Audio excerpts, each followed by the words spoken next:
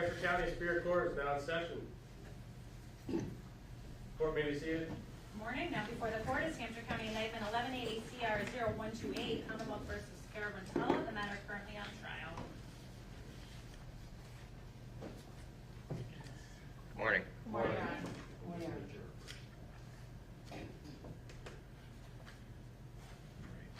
Bring in that juror. We could please see juror number 26 and seat number 3.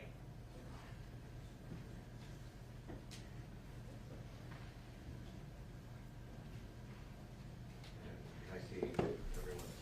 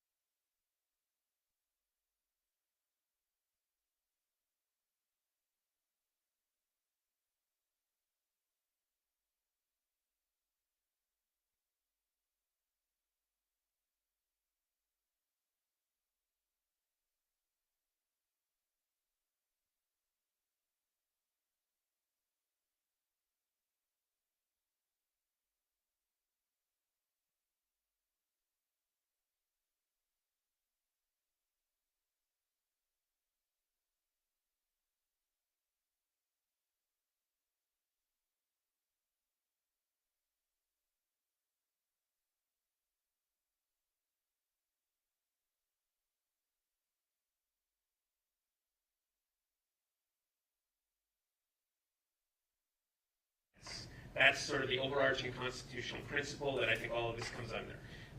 The Commonwealth, and then we have a factual wrinkle. The Commonwealth has chosen not to call the lead investigator in this case, and I think it's fair to say, based on what we know, they've done this to avoid exposing his bias.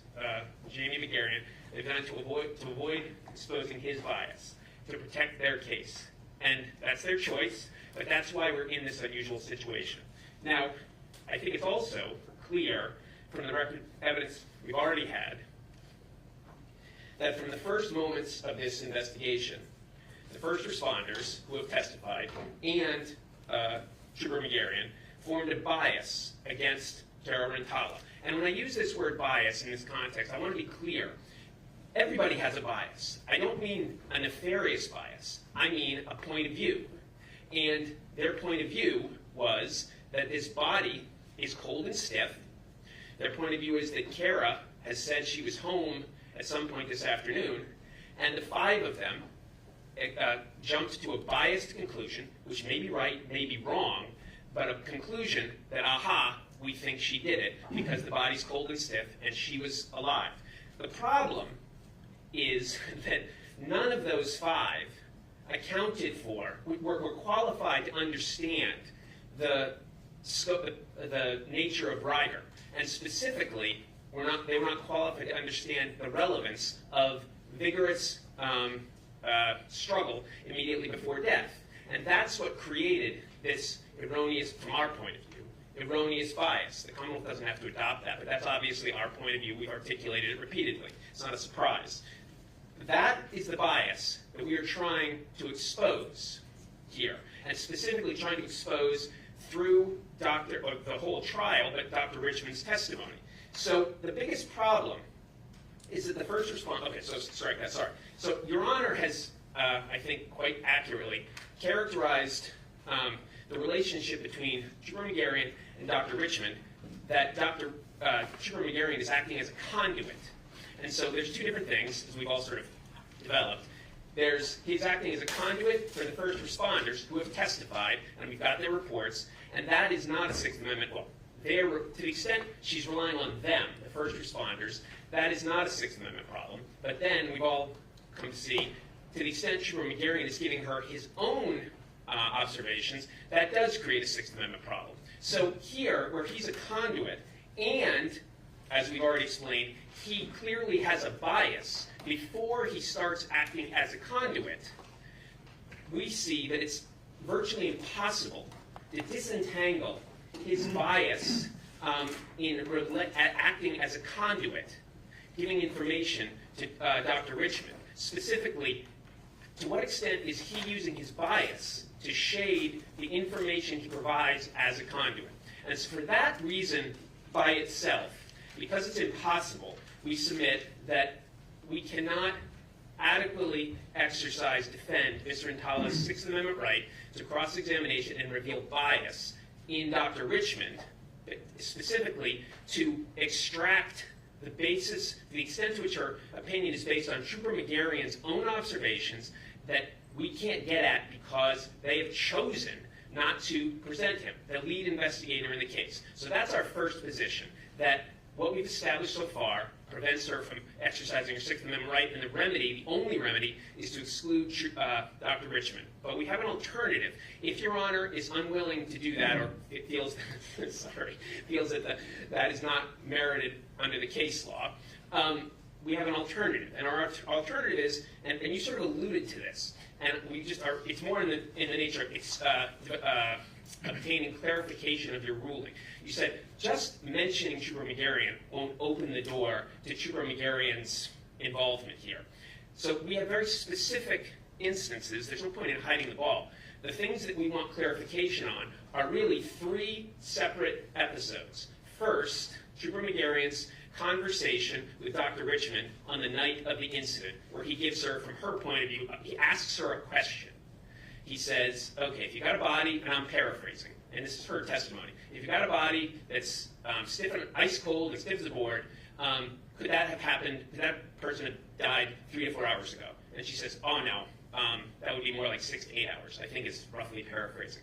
So she said, that's just a question. I wasn't giving a time of death opinion. But you see the bias there immediately. He doesn't tell her, this is a non-traumatic death. She's giving a textbook answer on a non-traumatic death. Again, I'm not hiding anything. We've argued this repeatedly. He doesn't give her the crucial information that they already had. There was evidence of a violent struggle. And that is generally understood, accelerates the time of death. And so he gives her a biased framework. And that right away creates a bias in her point of view. So our question is, can we bring that out without opening the door to, well, I trust, to bolstering about relying on Trooper Megarian's qualifications. I trust Trooper Megarian.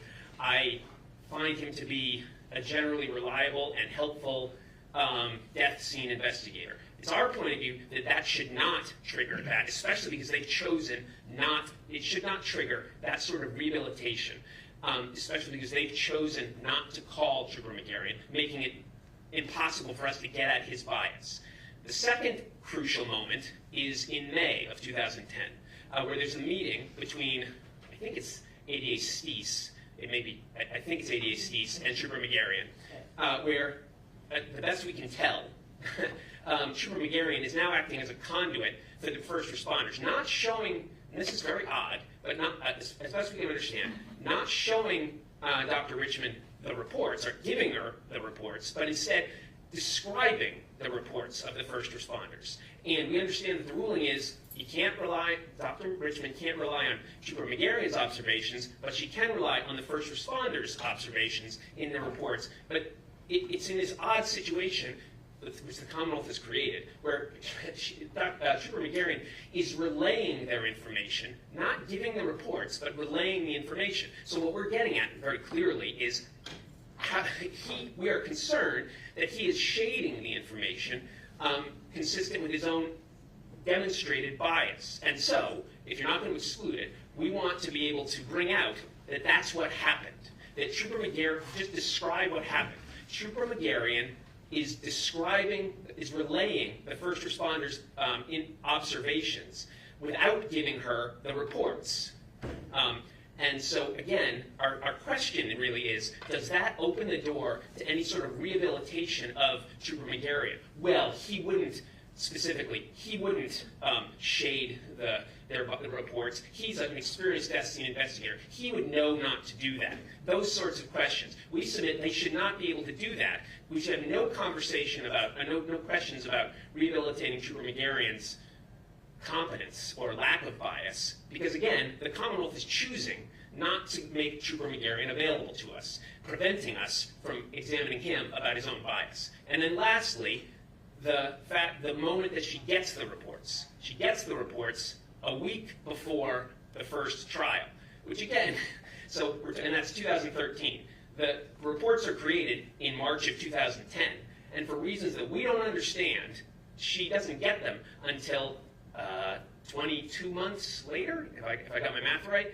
And that, of course, strikes us as deeply problematic.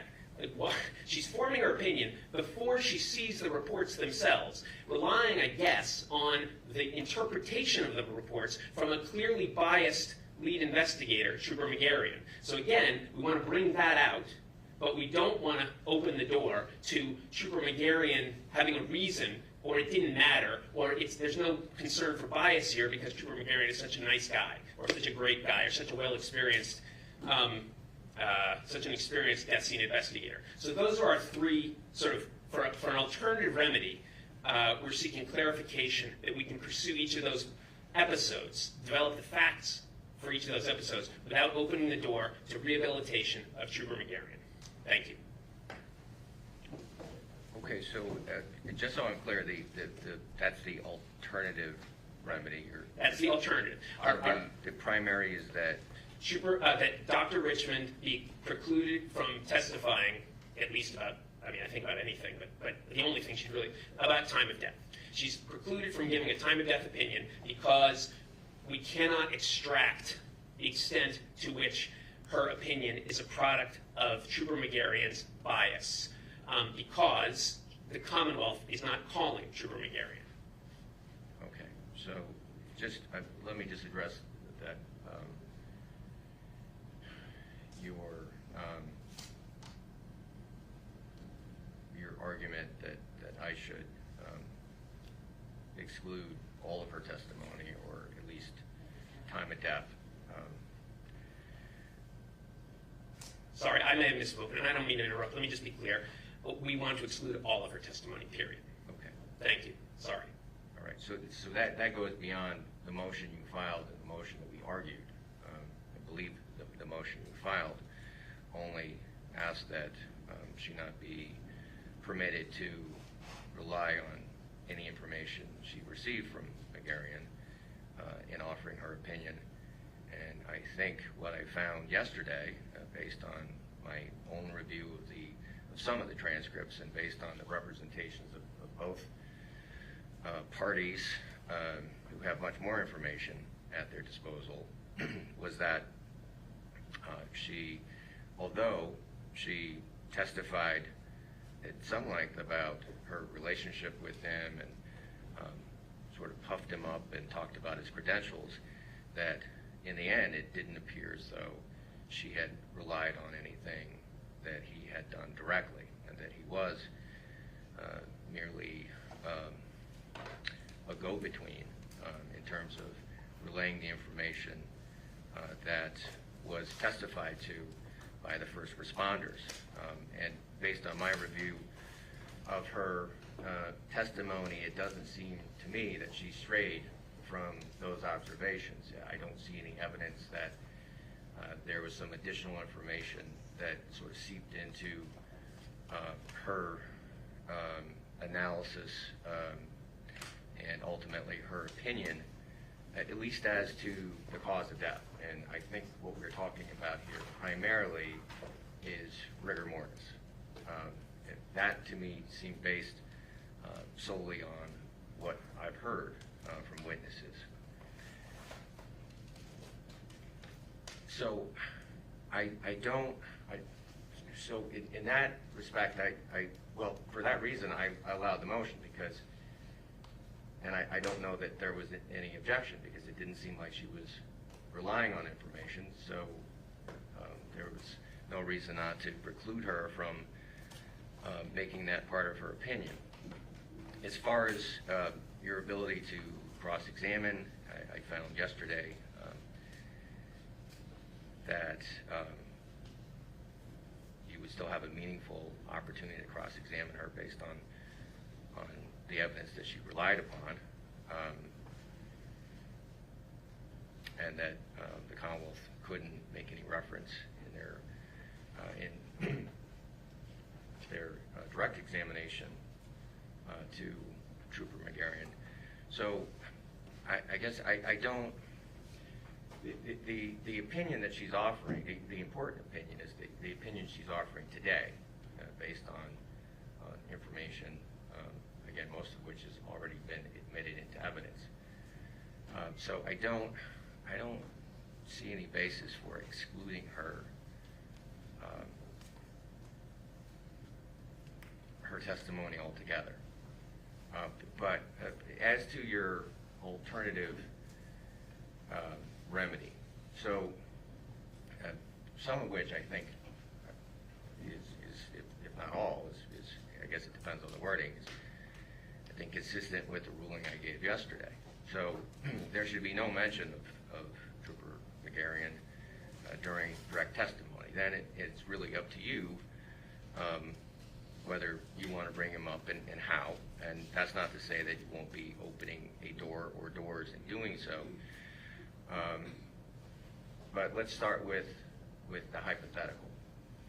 So you can choose not to address that at all, or if you feel that it may have influenced Dr. Richmond sort of even on a subconscious level, her later view of the evidence, that it somehow made it more likely that she ultimately opined as she did, you can address that with her. What was said to her, what was not said. I don't know that you can characterize it as biased, but you can ask about that statement, which I think she's going to say was a hypothetical. It wasn't her opinion, but it was given on the evening of the alleged murder. And so it's there, and that doesn't open the door to her sort of testifying about her longstanding relationship with him or his credentials. So I would agree with that. It kind of depends on how you word it, but if you're simply saying, well, you had a conversation with McGarrian and he asked you this question, and this is what he told you, and that's all he told you, and this was your response, and you can argue down the road that sort of planted that seed in her mind. I doubt she's going to concede that in any event, but if you do it in that way, I don't see that, again, that opens the door to all of the sort of the background information she gave about her relationship with Trooper McGarrian. I'm not sure when I read her most recent transcript that I thought that was even relevant, just given that all he really was doing was sort of conveying this information between the first responders and ultimately Dr. Richmond.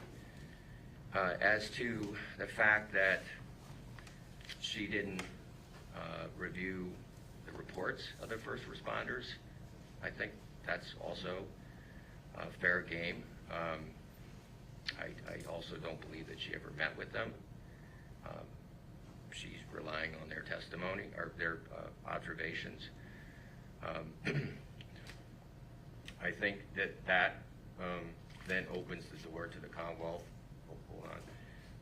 Simply asking her, because as opposed to just sort of it being out there, like she had no information before then, but certainly she can testify at that point that although she hadn't read those reports and although she had not interviewed those particular witnesses, that information was conveyed to her, and you can make the point that it was sort of this secondary source. Although, as I indicated, I found at least the last time she testified, it was fairly consistent with what I've heard today. But you can make that point. And I think if you just make that point, I don't think that opens the door to her testimony concerning why she would trust Trooper McGarrian over someone else, why she would feel it wasn't necessary to look at these things directly because of her faith in Trooper McGarrian. I don't think those questions open that door, if that's all you're asking. And then the third, oh, that was the third. Well, No, I think you were talking about the second. The third is that when she gets the reports a week before trial. Okay, so that's what I was talking. So the second is The meeting in May. Oh, that was all. right. That ruling was about getting the reports in a week before trial. Is that what you were just talking Yes. about? Okay. Sorry. Okay. That's okay. So there was a meeting. Yeah, in May of 2010. And Okay. the Commonwealth is free to correct me if I've got my facts wrong. But I think that there's a meeting between ADA Steese, who I think is the first assistant, and Dr. Richmond, I think a meeting in person in May of 2010, so roughly 6 weeks, I don't know.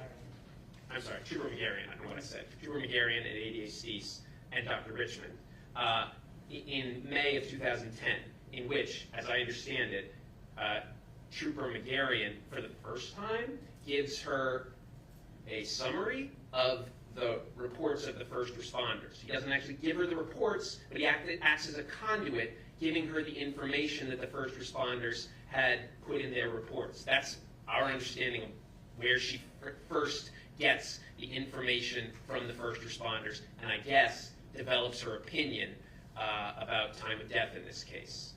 That's my understanding of the factual record. And so the question is, I think you're on, to what extent can we bring out that that's how this happened, and without opening the door to Trooper McGarion's ability to relay this, his value in relaying this as an experienced death scene investigator. Sure. Again, if that's all you're asking, okay, and I want to be clear on this. If all you're asking is that, so you didn't talk to these first responders, you didn't even review their reports until, I guess, years later. Instead, you received information from McGarion and perhaps a prosecutor, basically just relaying that information. That's what you did, and you leave it at that. I don't think it opens the door, because if you start asking her, well, you know, questions about whether that's her practice and whether that's, if you start suggesting on cross that in the form of a question that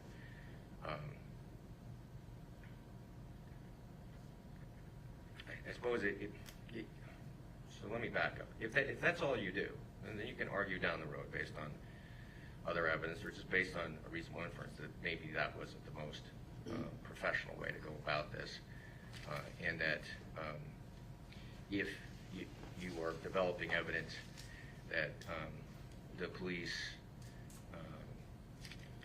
were sort of focused on the defendant from the get-go, had already sort of had jumped to that conclusion, and that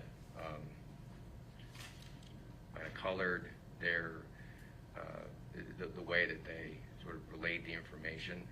I mean, that's fair argument. If you attempt to sort of elicit some sort of concession from Dr. Richmond, which I don't think you would get anyway, then she can start to talk about why she would trust this source over others. But even then, at that point, it's her state of mind. So anything that Trooper McGarion says to her, it's not so much what he's saying or how he's saying it, it's how she interprets it. It's her state of mind. So you can still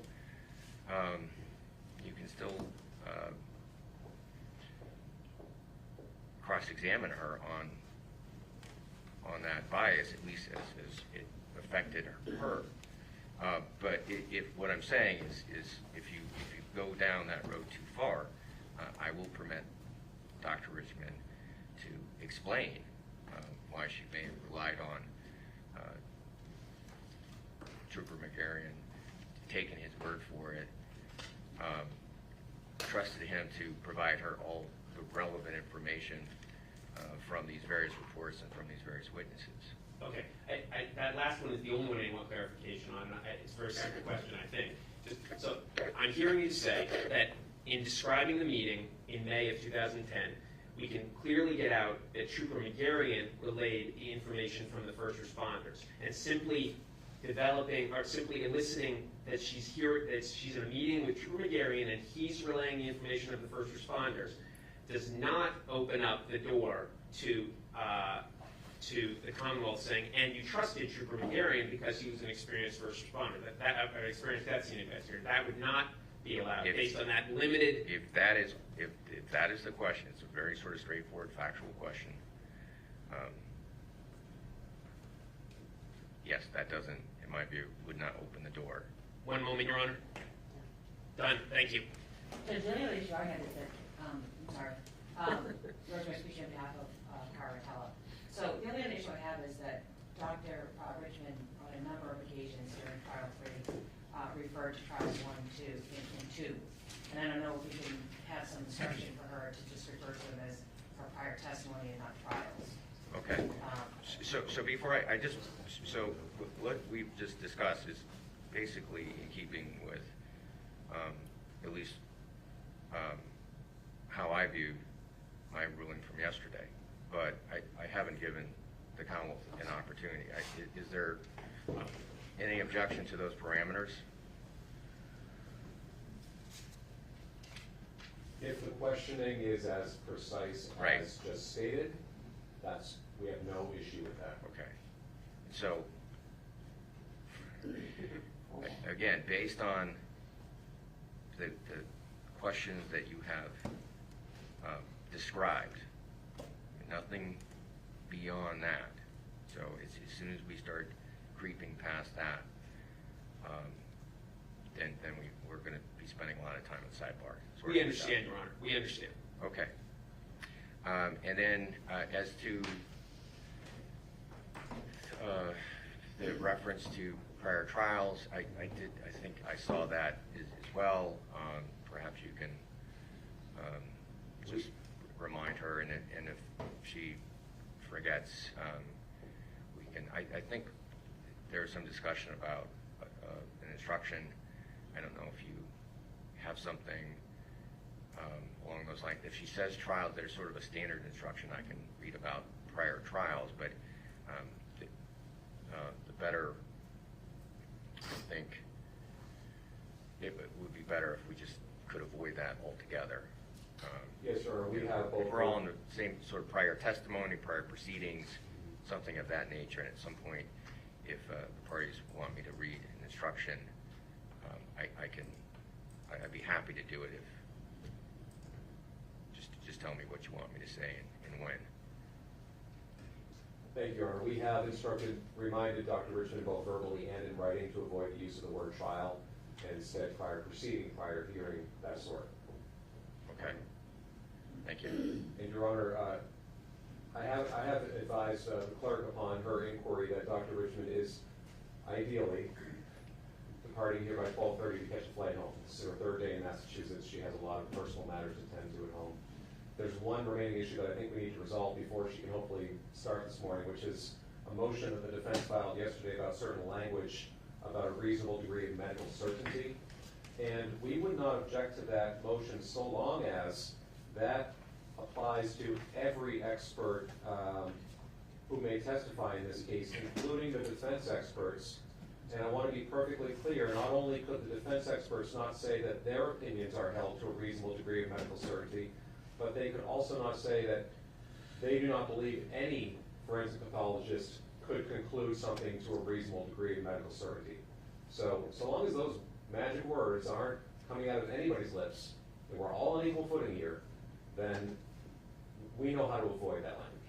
Great. So I read your motion, and as a lawyer, it was just sort of passed down by more seasoned or attorneys or a supervisor that you sort of had to say those words.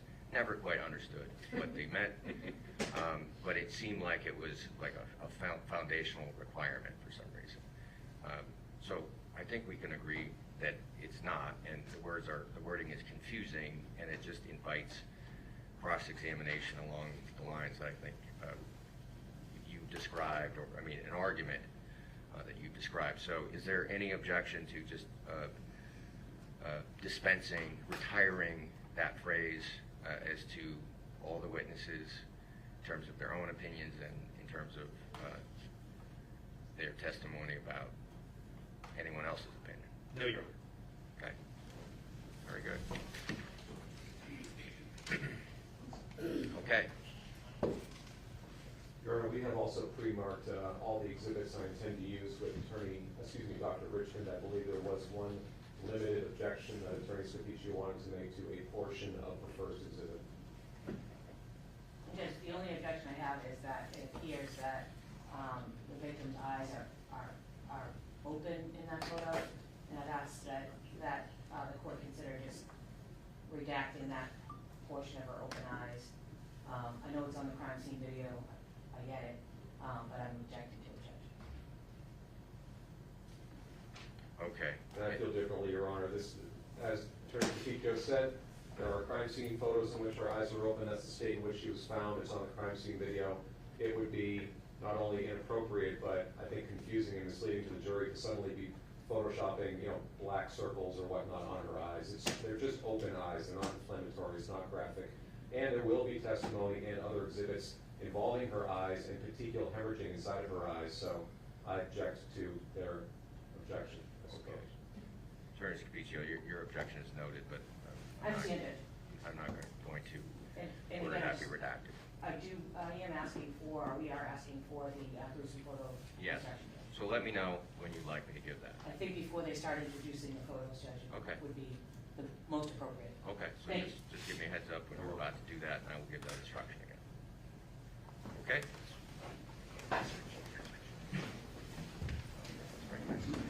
Ready for yours.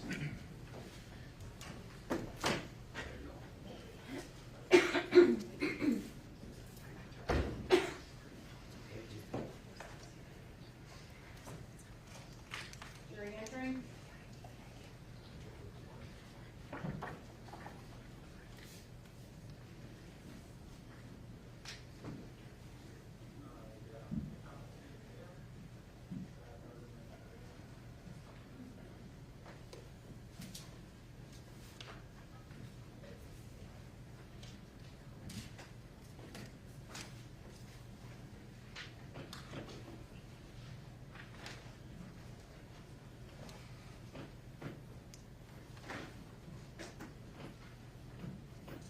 We'll be back in session. You may be seated.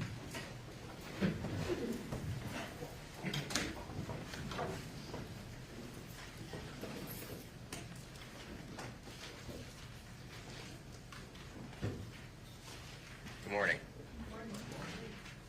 Once again, I will ask if anyone had any difficulty following the instructions I gave and have been giving.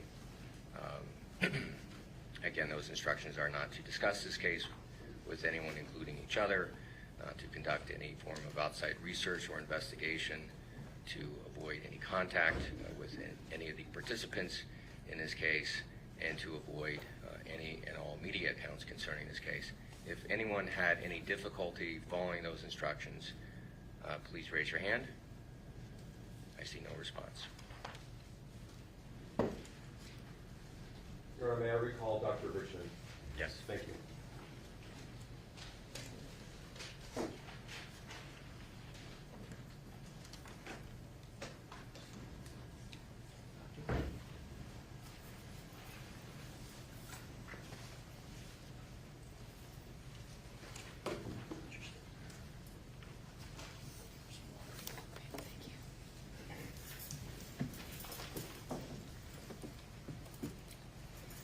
Good morning, Doctor. Morning. I would just like to remind you that you are still under oath from yesterday. Yes. I'd like to turn your attention now to an autopsy that you performed on April 1st of 2010 upon the body of Annamarie Cochrane-Rintala. Am I correct that that occurred in your Holyoke office? Correct. And where was the Holyoke office at the time? It was located in the Providence Hospital. And doctor, if I could show you, starting with exhibit number 15 in this case, it's going to appear on the screen both to your left and to your right, and you can use whichever monitor is easier to see. Okay. Actually, Your Honor, this may be a good time for that instruction we were talking about. Sure. And are there photos in video? Just Or photos. Just photos, okay. Members of the jury, you're about to see some photos that could be described as graphic. They are certainly not pleasant. I instruct you that your verdict must not be in any way influenced by the fact that these photographs may be unpleasant or graphic. The defendant is entitled to a verdict based solely on the evidence and not one based on pity or sympathy for the deceased, which might be occasioned by these photographs. Consider these photographs only as they may draw attention to a clinical, medical status or to the nature of the alleged victim's injuries or to the nature of the incident itself. Thank you, Your Honor. So, doctor, showing you what has been marked as exhibit number 15, Yes. does this depict the state of Annamarie Rintala's body as it arrived at the medical examiner's office? Correct. And can you describe for the jury, please, what it is that we're seeing on her hands, over her hands? At the crime scene, or at where she died, the crime scene services had put paper bags around her hands and taped them closed to preserve any evidence that would be on the hands. And as far as what looks like a yellow ruler, or maybe some tape that looks like a ruler on her abdomen, what do you interpret that to be? Well, I assume they were measuring something Okay. and taking a photo of it. I can't imagine what else it would be. So just to be clear, you did not put that tape there, Correct. and for that matter, you were not at the scene where she was discovered deceased, correct? Correct. Okay. Now, what is she lying on? When the technicians brought her into the autopsy room, they put she was in a body bag, and they put the body bag on the table, and she's in the body bag. And is this the place or the condition in which her body would have been weighed? Yes. Well, there's a portable scale somewhere else and they would have put the whole body bag and the body on the portable scale, and then brought the body into the autopsy room. So would her recorded weight have included her clothing, the bags, the tape, and the body bag itself? Correct. And am I right that that weight was 202 pounds? Correct. And do you recall her height being 5'5"? Yes.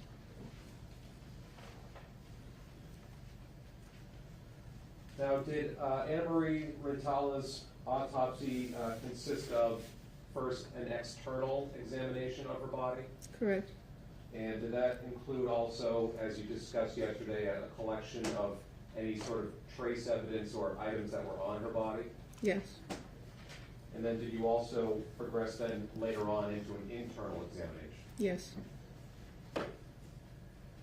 And based upon your external and internal examination of Annamarie Cochrane-Rintala's body, did you form an opinion as to her cause of death? Yes. What was that opinion? Manual strangulation.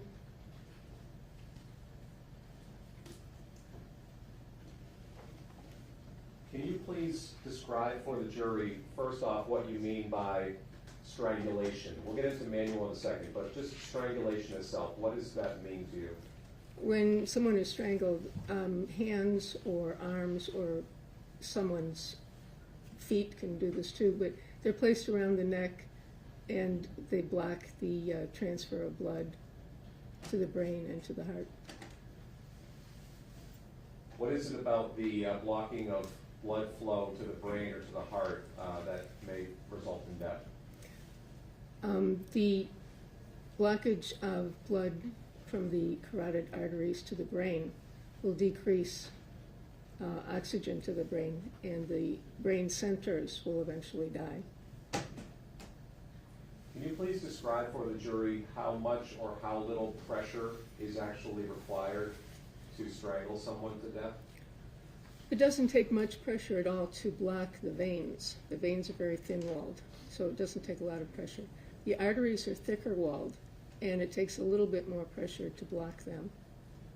And if I understood you correctly a moment ago, are the veins conveying the blood flow to the brain?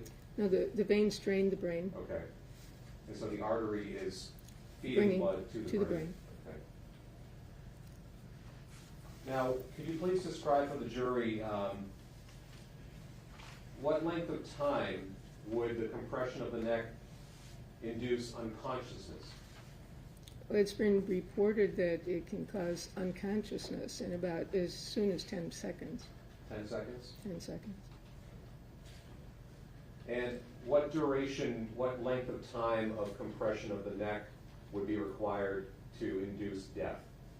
Again, it's reported to be about 4 minutes. Now, how did you conclude that Annamarie Rintala had been strangled to death?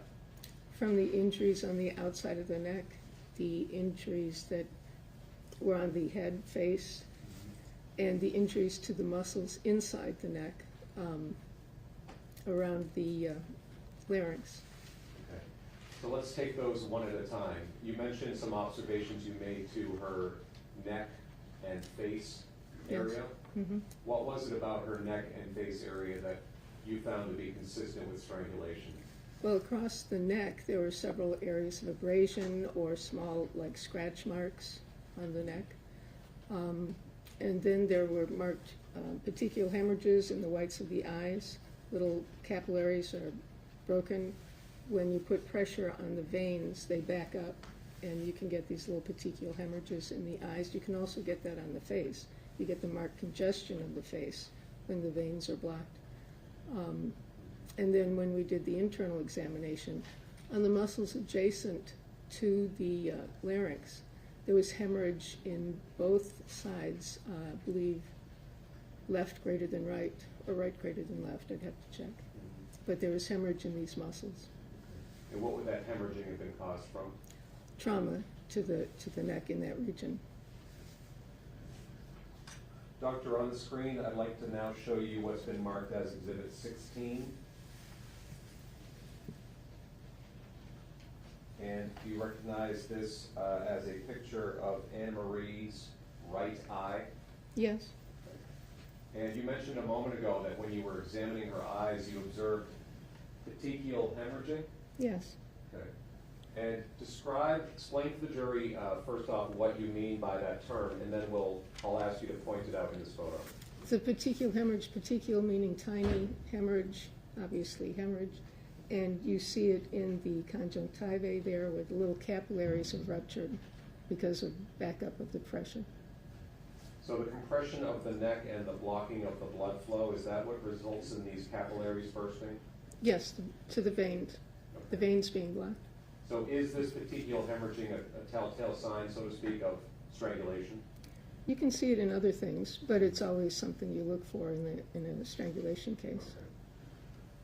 Okay. Now, doctor, behind you over your left shoulder, there's a pointer leaning up against the rail there.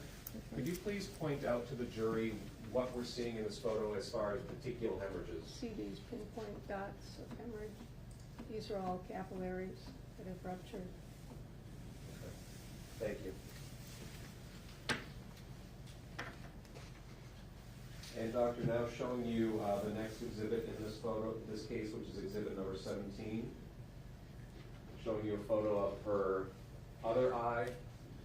Did you also see evidence of similar petechial hemorrhaging in her other eye? Yes.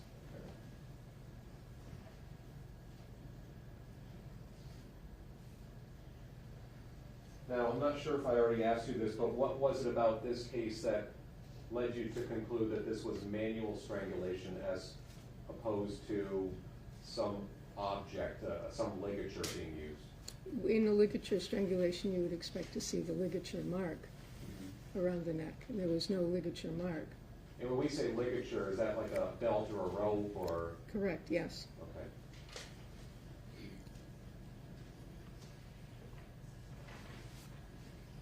Now, doctor, I'd like to turn your attention to some additional photos from your autopsy, starting with exhibit number 18. Now, what was it about this photo that you found noteworthy or significant? Well, there's an abrasion on her left forehead. There's an abrasion under the chin, and then there are small scratch marks or small abrasions on the neck.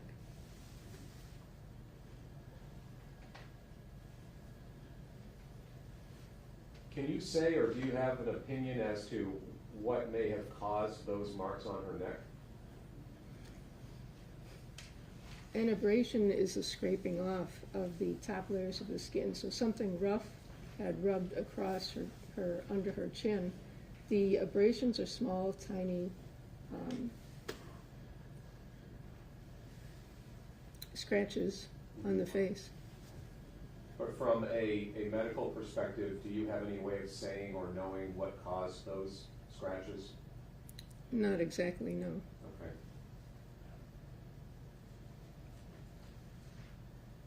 Now, if I could turn to the next exhibit, which is number 19 in this case. What are we seeing here, doctor? We're looking at a close-up of the top of her nose, and you can also see some congestion of the forehead and the eyelids. But the top of the nose has a small abrasion. There's also bruising. It looks like bruising of the nose. And exhibit number 20, please. This would be the right side of her neck, correct? Correct. What are we seeing here? Another large area of abrasion, and you can see there's a smaller abrasion in the middle of her chin, and then the smaller abrasion lower down.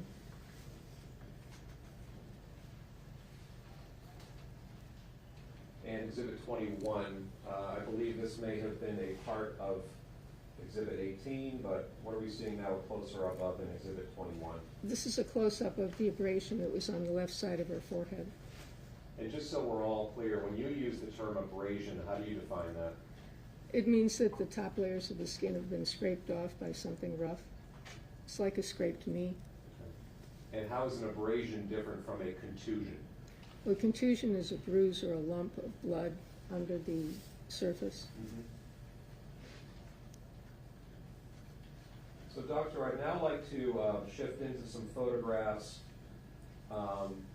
moving to a slightly different area, and specifically Annamarie's head itself.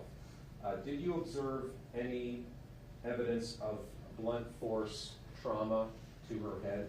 Yes. And when I use the term blunt force trauma, could you please describe to the jury what that means to you? Blunt force trauma means that some blunt object struck the head, or the head hit some type of blunt object. It means it's not a knife or not an axe, it's a blunt object. Or like the ground would be a blunt object. And did you, in this case, detect any blunt force injuries to Annamarie's head? Yes. And are you familiar with the term contributing factor? Yes. What do you mean by a contributing factor? You mean like on a death certificate? Correct. Yeah, okay. A contributing factor is something that will make it easier for the main cause of death to occur, or contribute to the problems that the person had when they were dying. And did you attribute the blunt force injuries to her head to be contributing factors in this case? Yes, I did. Why is that? Well, they were significant injuries. She's got 2 large contusions on her head, plus 3 large lacerations that were all the way down to the skull. And there was extensive hemorrhage into the tissues underlying the scalp. So it would have been a significant injury. It may have caused her to be dazed, confused, or even unconscious. I'd like to walk through some of those photos now, starting with exhibit number 22. Describe to the jury, please, what we're seeing in this photo, Doctor. Okay, this is the left side of the forehead. I believe we've cut away some of the hair so that we can reveal the lump. It's a contusion, it's a lump, a goose egg perhaps, and an abrasion on the top of it. And is removing the hair on a person's deceased body a standard part of an autopsy procedure? If you want to expose the injury so you can get better pictures, yes. Okay. Showing you now what's been marked as exhibit 23 in this case. Describe for us what we're seeing here, Doctor. This is the left side of her head, and you can see a full thickness laceration of the scalp. And Doctor, I'd like to now show you the next exhibit, which is 24 in this case. I believe this is a close-up photograph of that same laceration. Okay. And you can see there's some abrasion around the margins, Yep. or scraping off of the tissues, that red area. Given that there's an abrasion alongside this wound, does that tell you anything about what may have caused this, or can you not tell that? It just tells me there was a blunt trauma injury. Okay. And did you already describe the depth of this It wound? goes down to the skull. And what depth in terms of measurements would you say that is in general? For an eighth to a quarter of an inch, I guess. Now, Doctor, the next exhibit we're about to see is exhibit number 25. Can you show us, describe for us, please, what we're seeing in this photo? We're looking at the back of her head, and she has a large V-shaped laceration of the scalp. And before we move on, doctor, if I could just direct your attention to her shoulder area and also her upper back area. Do you see some discoloration, some purplish spotting? Yes. What do you attribute that to? Well, that's postmortem lividity. When the body is lying on its back for a long period of time and the heart is not beating, the blood will settle to the dependent part of the body. And it starts out as a lighter pink, but as time goes by, it becomes a darker reddish purple color. Mm-hmm. The only areas that will not have the lividity are places where the skin is touching a firm surface, and or if you're wearing tight clothing. So those are strap marks from her bra that leave the white mark because it's pressing the capillaries and they don't fill with blood. And then, doctor, in this photo, I think you can see sort of her mid-back area where there doesn't appear to be the same purplish, correct? Correct. What would that indicate to you? That part of her body was lying on a firm surface, so the capillaries don't fill with blood. Now, doctor, with respect to the injury to the back of her head, I'd like to show you a closer photo of that, which is coming up as Exhibit 26. Describe to the jury what we're seeing here, please. Oh, well, you can see the laceration. You can see that it goes all the way down to the skull. Mm-hmm. And it also has slightly abraded areas. When you say slightly abraded areas, what do you mean? The skin is scraped away from part of the laceration. Okay. And then showing you what's been marked as exhibit number 27. This would be the right side of her head, correct? Correct. And this is again a large contusion, a lump of blood. And then toward the upper right back side of her head, another area was shaped away, correct? Correct. And what are we seeing there? That's a third laceration. And showing you the next exhibit, which is number 28, would that be a closer up view of that laceration? Correct. And then the next photo, a different view of that same wound. This is exhibit number 29. Why does this photo differ from the last one? Well, I wanted to show that there is ridging of the tissues, those small little white lines that go from side to side. That represents ridging of the tissues that's seen only in a laceration. Why is it seen only in a laceration? Because of the tearing of the tissues. There's not a slice or a cut from a sharp object. It's tearing of the tissues. Now, doctor, in addition to observing these blunt force injuries to her head from the outside, did you also conduct an internal examination sort of beneath or behind these head wounds? Correct, yes. And what did you observe? There was an extensive amount of hemorrhage into the underlying tissues when the scalp was brought forward. What does that tell you? Specifically with respect to her heart at the time these injuries were sustained. I believe there was enough hemorrhage and bleeding to show that her heart was beating at the time she sustained these injuries. But still alive? Yes. If she had already been deceased and if her heart was not beating, would you expect to see the extent of the hemorrhaging that you saw? Not to this extent, no. Could there still be some minimal post-mortem bleeding? It is possible for postmortem injuries to have a small amount of blood, yes. But not the degree you saw here? Correct. Did you also observe any swelling? Any swelling? In addition to bleeding, did you observe any swelling of any tissues, if you recall? No. Okay. Now, doctor, during the external examination, did you also note some bruising on other areas of Annamarie's body? Yes. And before we get into the photos, can you give the jury just sort of an overall description of what you recall about bruising on Annamarie's body?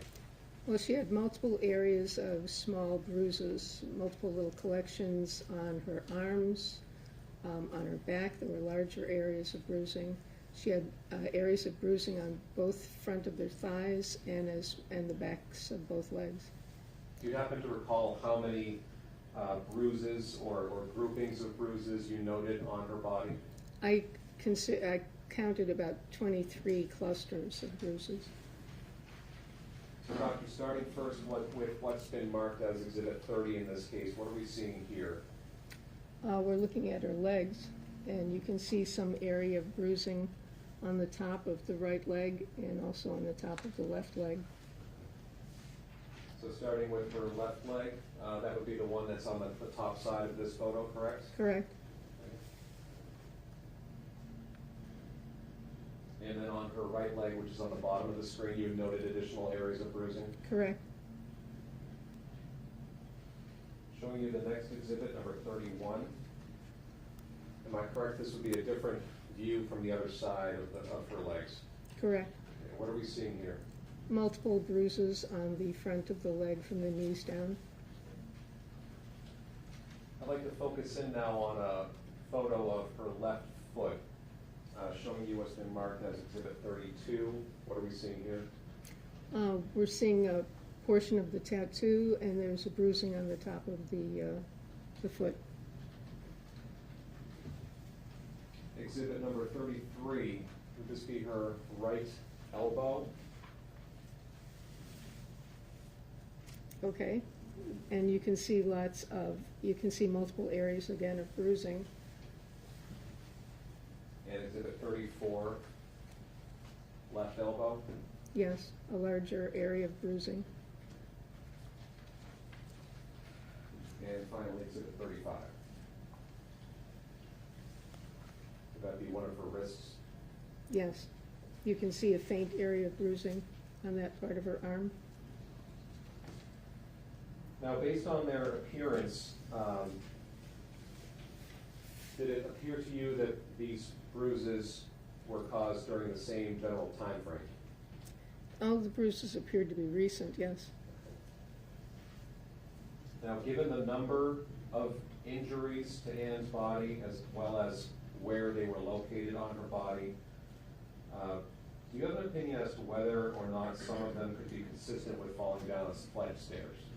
Yes, some of them could be, sure. Now, with respect to the injuries, both to her head and to her body, is there any way that you, as a forensic pathologist, can say the order in which these injuries were sustained? No, I can't. Are you able to say the length of time over which they were inflicted? No. Are you able to say whether they were inflicted from a prolonged assault as opposed to a quick assault?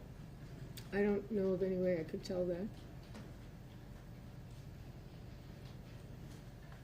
Now, as part of the autopsy process in this case, and in most cases for that matter, let's start with generally, is toxicology run Yes. during as part of Absolutely, autopsy? absolutely. We take specimens for toxicology. And is that regardless of whether or not you suspect there may be anything in your system? Of course, Okay, to rule things in or rule things out? absolutely. Can toxicology shed light on cause of death sometimes? Yes, And was toxicology run in this case? yes, Am I correct, there were no drugs or alcohol noted in Annamarie's system at the time she died? yes. There were no findings. Now, Doctor, I'd like to show you what's been marked as exhibit number 36 in this case.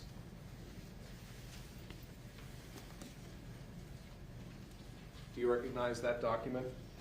Yes, I do. And what is that? This is a copy of the death certificate. Okay. And if I could also show that on the presenter, we'll start with the upper section of the report. This may be common knowledge, but just what is a death certificate? A death certificate is a piece of paper that you need if you're the surviving spouse, to do anything legally after death. This proves to banks, lawyers, anybody that this person is dead. And are you familiar with the terminology vital statistics? Yes. What does that mean to you? They are the people who keep track of all of this, I believe.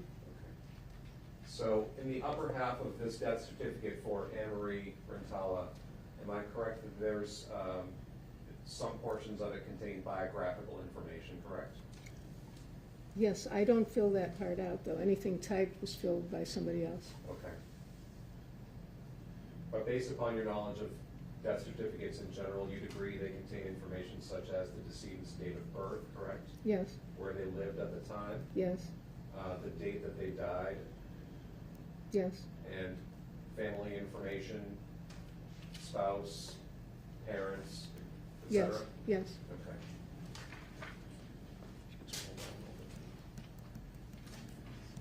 Even contains information about where the person's body was laid to rest or otherwise disposed of, correct? Yes, Okay. Now, about halfway down, underneath the section disposition, there's a section, there's a little black box there that says certifier, correct? yes, Okay. And now we see some handwritten portions of the death certificate, am I right? yes. Who wrote that? That's what I filled out. Okay. And under cause of death, you listed something for immediate cause, correct? Correct. And you wrote what? That would be the strangulation. Now, on the right-hand side, you wrote the word acute under approximate interval, am I right? Yes. What do you mean by that? That there was no delay, that it happened acutely. The strangulation? Yes, Okay. And then further down, you wrote blunt trauma injuries to the head, correct? yes, As other significant conditions contributing to death, am I right? yes. Okay. Scroll down a little bit more. Now, Doctor, I'd like to ask you a couple of questions about the lower half here. You filled in your name and your work address at the time, correct? Yes, You wrote in even your medical examiner's license? correct. But that's actually the license for my, for the state of Okay. Massachusetts. Got it. And in the box noted as date pronounced, the March 29th, 2010, correct? Yes, Okay. And at 7:25 p.m., correct? yes, Now, did you pronounce her deceased on that evening at that time, or did somebody else? somebody else. Okay. Thank you very much. Can I have that back?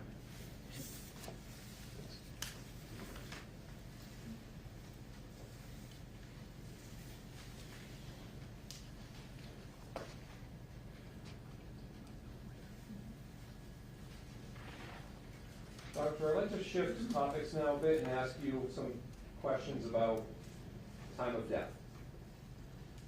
And within the field of forensic pathology, is estimating a person's time of death something that can be done? Yes, Are there studies, publications, and research on that topic? yes, Are you familiar with those writings? with some of them, sure.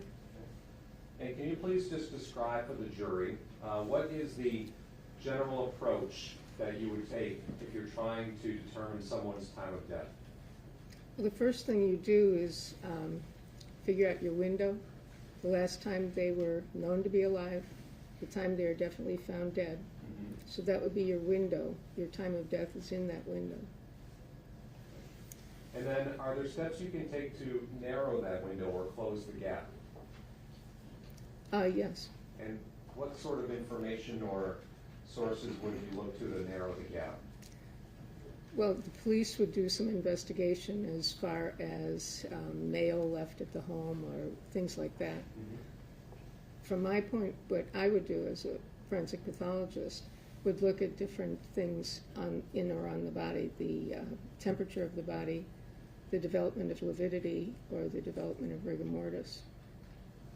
Okay. And we'll get to those in just a second, but let me ask you this. The farther out, or the more time that has passed since someone died, does it become harder to estimate one's time of death? Yes, Why is that? because there's so many variables.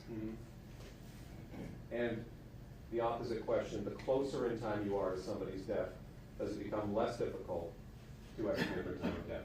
Yes. Given the number of variables you talked about, is it best generally to express time of death as a range? Yes. Are you able to give a precise time of death or a time range within which someone died? You should never give a precise time of death using these methods. You're going to just give a range. Dr. Richmond, in this case in particular, the case of the death of Annamarie Cochrane-Rintala, were you, based upon your training, your education, your experience as a forensic pathologist, based upon your familiarity with topics and research on time of death, were you able to form an opinion, your opinion, as to the time frame in which she died? Well, the time frame? Yes. Yes. Okay. And I'd like to ask you for that opinion in relation to the time Annamarie was discovered dead on the evening of March 29th, 2010. Is it your understanding that she was discovered deceased around 7:15 p.m.? Yes. How long do you estimate that Annamarie Cochrane-Rintala had been dead for by that point? Based on the information that I received Yes. in reports. And your own examination of the body, yes. Well, at the scene, they had lividity development plus well-developed rigor mortis. So based upon the information that you received, what is your opinion as to how long before she was found dead that she had died? Well, based on well-developed rigor mortis in all the extremities, and the coolness of the body and the lividity, I would put her time of death at 6 to 8 hours prior to being found. And could it have been more? Yes. Are you able to achieve, or do you have an opinion with any absolute precision or certainty as to what time she died? No. Are you able to pinpoint it to a specific time on a clock? No. Now, Doctor, you've already touched upon this, but I'd like to discuss with you the basis for your opinion. Am I correct that in forming your opinion, Objection, Your Honor. Overruled. Doctor, am I correct that in forming your opinion, you relied upon observations and descriptions of Ann's body by 2 police officers who were on scene? Yes. Did you also rely upon observations and descriptions of Ann's body by 2 paramedics who were on scene that night? Yes. Did you also have the opportunity to review photographs from the crime scene? Yes. Did you also review some information off of Annamarie's cell phone? Well, I never saw the cell phone, but I saw information about that, yes. Okay, but you did also take that into account, am I right? Yes. Now, you mentioned that one of the factors you took into account was rigor mortis, am I right? Yes. What descriptions of Ann's body did you find most significant? Well, actually, let me just back up for a moment. There's been some discussion of rigor mortis in this case, but I haven't asked you yet what your understanding of rigor mortis is. Well, rigor mortis begins after death. When the body dies, it no longer makes what's ATP, which is a chemical in the body, and the muscles become acidic. And when that happens, little myofibrils will complex together, so they become stiff and won't move. This happens in all of the muscles after death, but smaller muscles, you can see it sooner because of the less volume of the smaller muscles. So the first area you would notice rigor mortis is in the jaw. The jaw you can't be opened. And then it spreads down to the arms, the shoulders, and then the legs.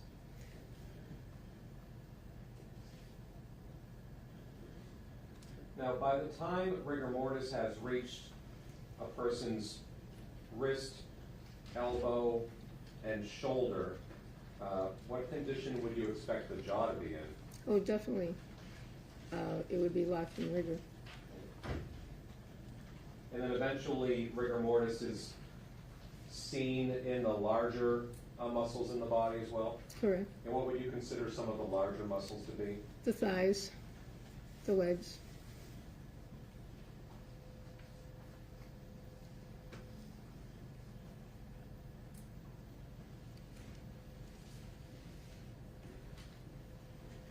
Now, returning back to Anne-Marie's body in particular, what descriptions of Anne's body did you find most significant in forming your opinion? There was a time during the investigation where the two officers had to turn the body to get the defendant from being under the body. So they were rolling the body, and they noticed that everything was locked in position. It was like rolling a log. There was no give, no flaccidity to the muscles. They were all totally stiff.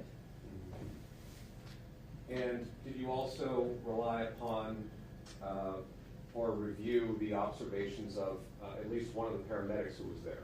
Yes. And what was it about the paramedic's description of the body that you also found significant? He also found the upper arm to be quite stiff.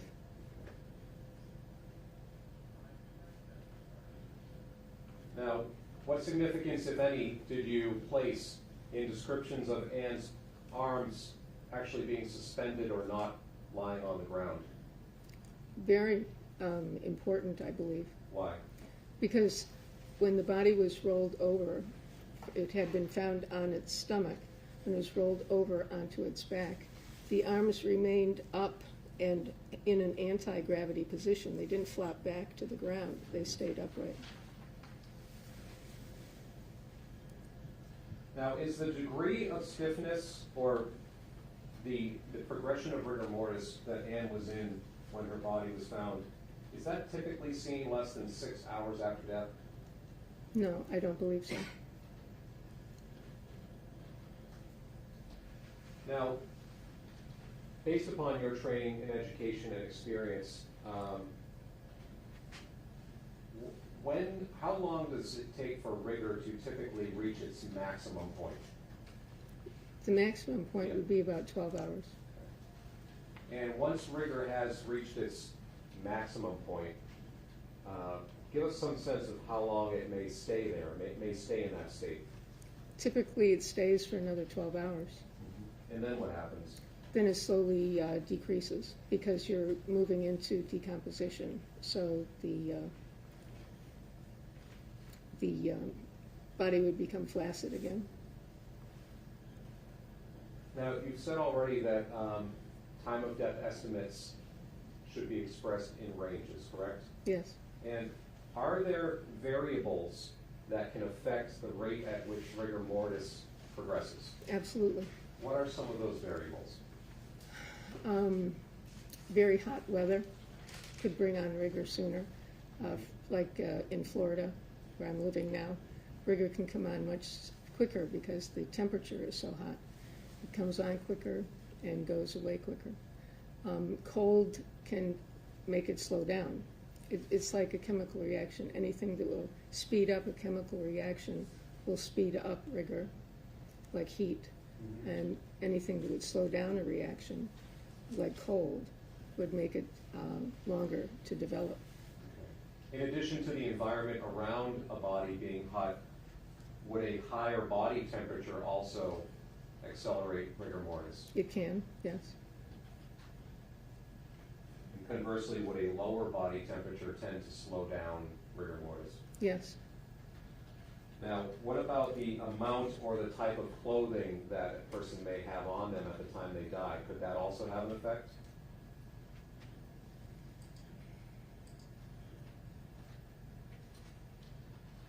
I don't think so.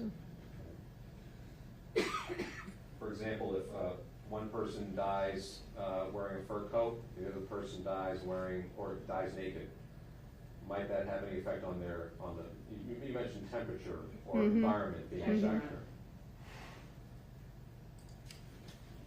Basis? The leading question, Judge, assuming facts not evidence, not hypothetical. Can I rephrase it? If you can rephrase it. Yes, doctor, if two people in the same environment died, one wearing a fur coat and one naked, do you have an opinion as to whether that may affect the development of rigging? The one in the fur coat might be warmer, and then Okay. rigor might come on sooner. So it really has more to do with the temperature of the body? I would think so, yes. Okay. Now, what about strenuous physical exertion before death? It's reported that that can increase rigor mortis. Why would that increase it? Because what happens with the physical activity is that you use up your ATP in your muscles. So then there would be less ATP there when you died. And what intensity or duration of physical exertion are we talking about? They describe it as severe, extensive physical activity.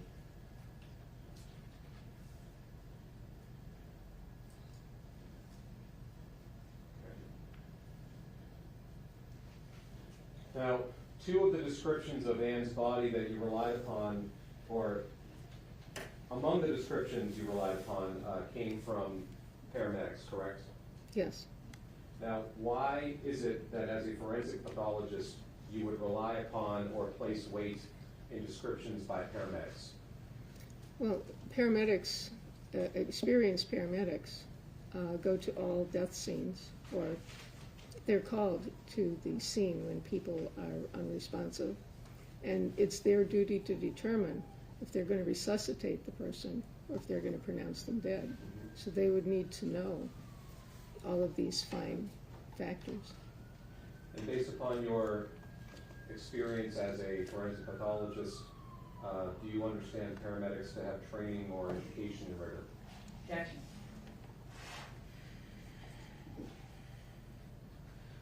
Overruled. I would think that would be part of their training, yes. As part of your work in conducting autopsies and death investigations, would you request and review paramedics' run sheets? All the time, yes. And when I say run sheet, what is that? Well, that's their call about what they did at the scene, being called to the scene, what they did.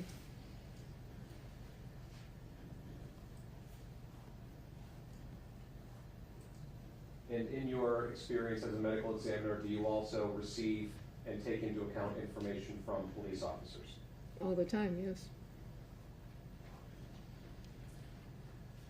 Now, doctor, I'd like to shift away from rigor mortis for a moment and mention body temperature or temperature of the surface of the body. What descriptions, if any, do you recall that were made by the first responders about the feel of Anne's body with respect to temperature? They said that she felt ice cold. And as a forensic pathologist, do you put much or any significance in that? Not a lot of significance, no, because... Not a lot. Why? Well, because the skin is exposed to the air and the temperature would get colder in a cold environment quickly. So it wouldn't be that accurate as far as time. It just tells you that she's been dead for a while because now she's ice cold, but I wouldn't be able to give you a time frame. Is there a general rule of thumb in terms of how many degrees of body temperature a body would lose per hour after death? Yes, there is. And what is that? You lose about, well, actually, your temperature, body temperature can actually rise a little bit right after death. But then you lose about 1 to 2 degrees Per hour? per hour. And I believe you said there are, again, many variables that can affect this, correct? Yes. The surrounding environment, Yes, the temperature of the body, absolutely, yes. what the person may have been wearing. Yes. What about the surface upon which somebody is lying after death? She was lying on a very cold cement floor, so that would cool the body. And the fact that she was lying on a cool cement floor, could that also slow down rigor mortis? Yes. Now, are there other more precise ways within your field that you're aware of to measure core body temperature? Yes, there are reports in the literature of ways to do that, yes. And can you give us a few examples, please? In the literature, they suggest core body temperatures, but in order to get a core body temperature, you have to put a thermometer into the brain or into the liver, or an 8-inch thermometer has to go up the rectum.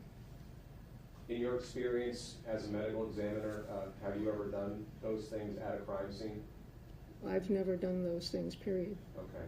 And would you do those things at a crime scene in particular? No. Why? Well, you would be causing damage to the body, and you haven't done your autopsy yet, so. And why is not causing damage to the body before an autopsy important to you as a forensic pathologist? Because you could cause traumatic injuries, and then it would be difficult sometimes to explain that. Now, with respect to, as compared to the degree of rigor mortis in Anne's body, and the described temperature of her body, which did you rely upon more in estimating her time of death? Rigor mortis. If all you had in this case was a description of Anne's body being very cold or ice cold, would you feel comfortable rendering an opinion about her time of death? No.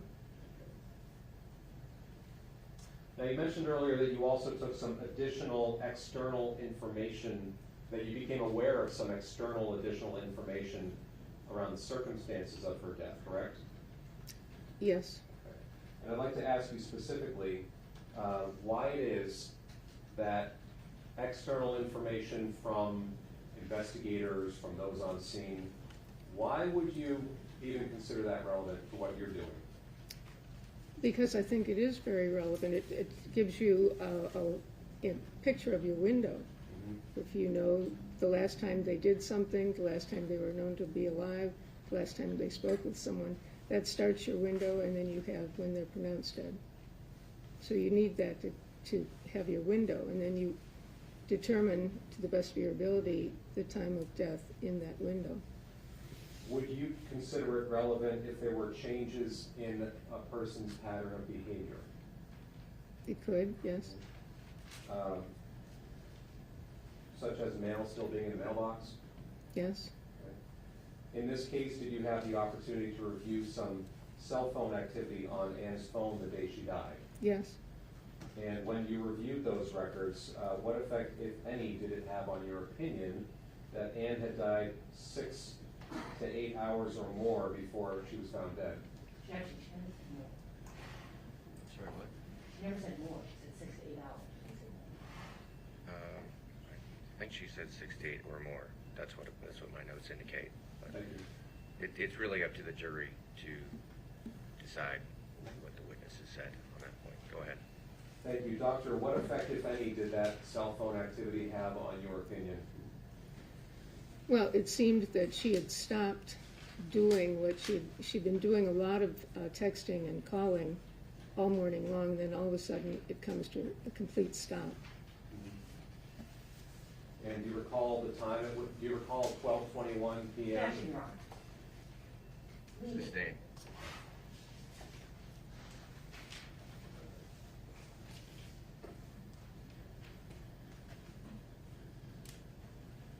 So after you reviewed that cell phone activity,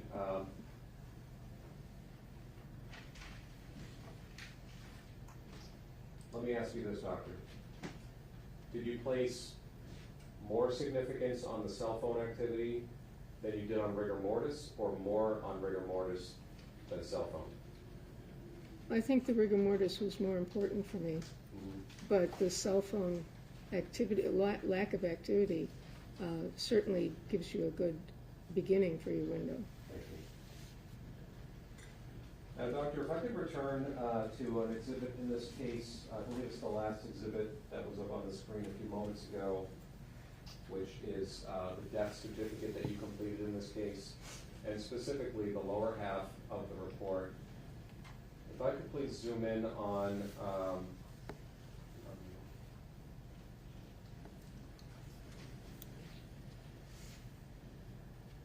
so, Doctor, I'd like to ask you a question about box, I believe it's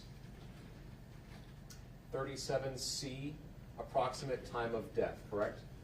Yes, And did you write something in that box? yes. What did you write? UNK for unknown. Okay. And when did you complete this report? April 2nd, I filled out the death certificate. Okay. So, why did you put unknown in that box on April 2nd, 2010? Because I always put unknown unless I know an exact time of death. Okay. And in your experience, how many death certificates have you filled out in your career? You said you've done about 5,000 autopsies. Yes, Would you complete a death certificate in all or mostly all of those? all of them. Okay. And have you ever put a time range in that box? No. Why? Where I was trained in Cook County and again in Massachusetts, the people who trained me taught me how to fill in the death certificate. We've never put in a range on approximate time of death. It was always either unknown or a specific time. Now, you also wrote an autopsy report in this case, correct? Yes, And is there a section in the autopsy report which covers time of death? I don't think so, no. Okay. And is estimating time of death a standard part in every autopsy that you conduct? No, Is time of death relevant in every case that you investigate? no.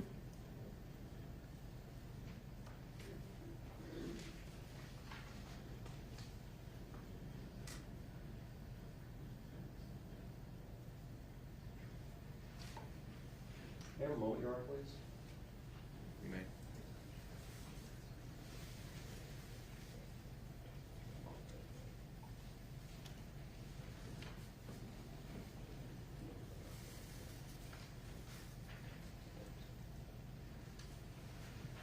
Dr. Richmond, just a few last questions. Are you familiar with, or do you know of, a Dr. Thomas Andrew from the New Hampshire Medical Examiner's Office? I know his name. Have you met him? No, I have not. Have you ever spoken with him? No, I have not. Have you ever spoken with him about this case? Oh, absolutely not. Dr. Richmond, thank you very much. That's all the questions that I have for you.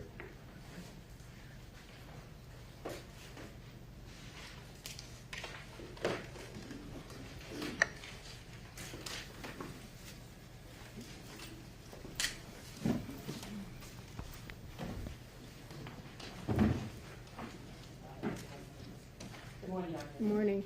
How are you? Fine, how are you? So I just had a couple of questions for you. I think you just said with respect to the cell phone activity that you considered for your window, the window of opportunity, in terms of determining time of death, that you found it significant that the cell phone activity had stopped. Is that right? Yes, Did you see crime scene photos where there was a cell phone found in a bed where Annamarie Cochrane-Rintala lived? no. Not that I'm aware of, no.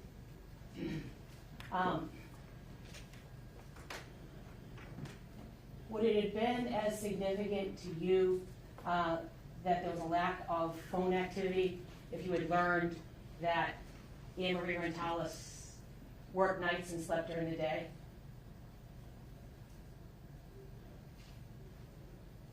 I don't think so, no. It wouldn't have been significant? Not in this case. Okay.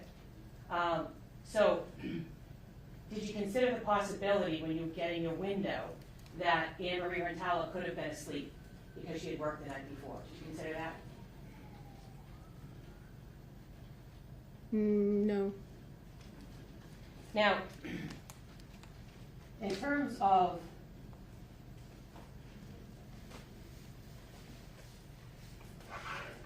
the information that you talked about with the prosecutor, I just have a couple of things that I want to bring up.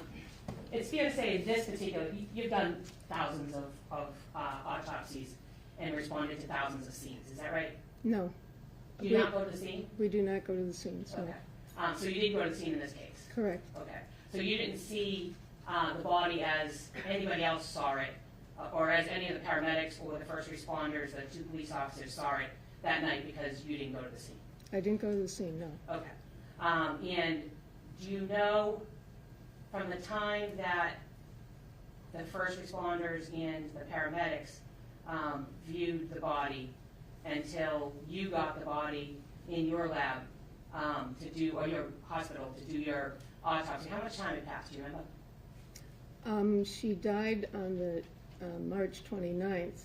It was pronounced dead at 7:35, 25, one of those numbers. And then her body got to the morgue the following day about 3 or 4 p.m. But the autopsy was not done until April 1st. Okay. And that's not unusual that it would take a day or two to do an autopsy because there's a lot of other things going on, is that right? We usually try to do homicides sooner than that, Okay. but there seemed to have been a delay. I'm sorry, say that There again? seemed to have been a delay there. Okay, do you know what the delay was in terms of why the body couldn't have been brought earlier, to do the autopsy earlier? Well, I know why it couldn't have been brought to the morgue sooner. They were doing a complete crime scene investigation that took that long. So you don't necessarily need the body to do a crime scene investigation, right? You get the body out of there, get it to the morgue, get it to you to do an autopsy, and still do a crime scene investigation, right?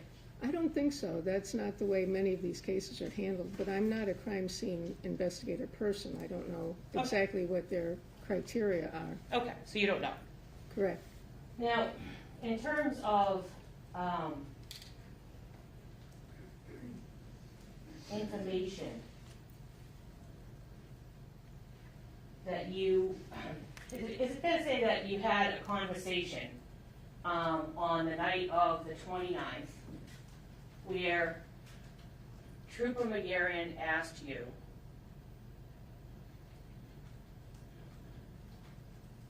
your opinion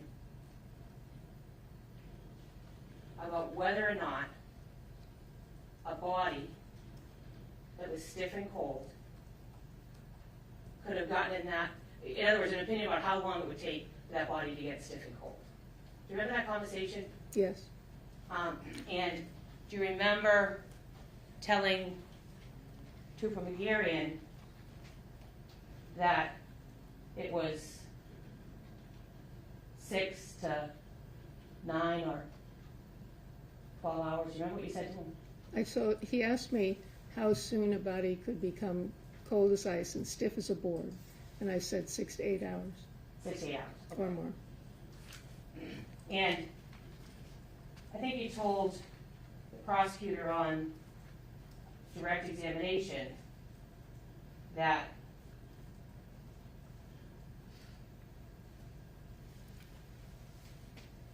you relied on the information that you received from the paramedics and the 2 police officers that were on scene, the 4 first responders. Is that right?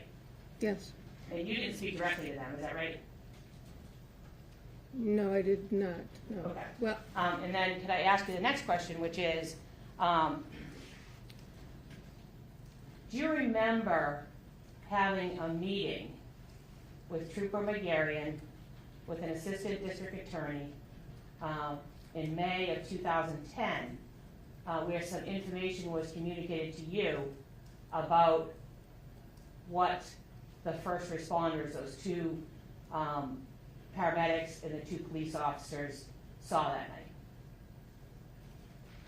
I have a vague memory of meeting with the DA and Trooper McGarrian. I don't know, it was sometime after the autopsy. I don't know exactly when it was. And I don't remember what we discussed, no. You don't remember anything about what you discussed? Well, I imagine we discussed the case, but I don't remember exactly what was said, no. Did you take any notes? No. Okay. And in terms of this meeting in May of 2010,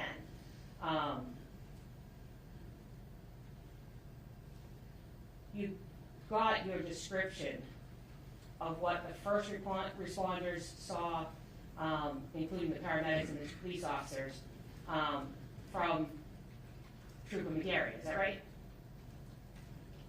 I'm not sure who gave me that information, if it was the DA or the trooper.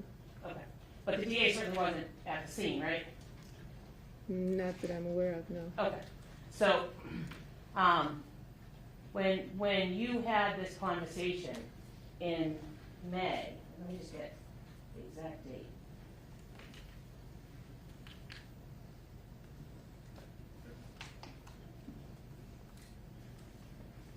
Take a moment, Your Take your time.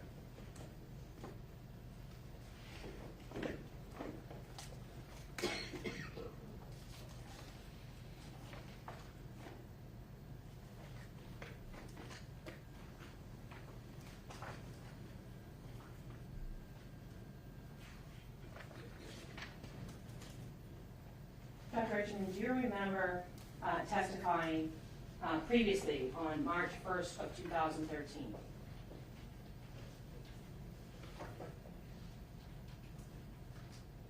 I don't remember the date, but I do remember, Prior testimony? correct. Okay. And you said when I asked you about this meeting in May, you didn't know the date. I'm going to ask you this is page 154, lines 12 and 13.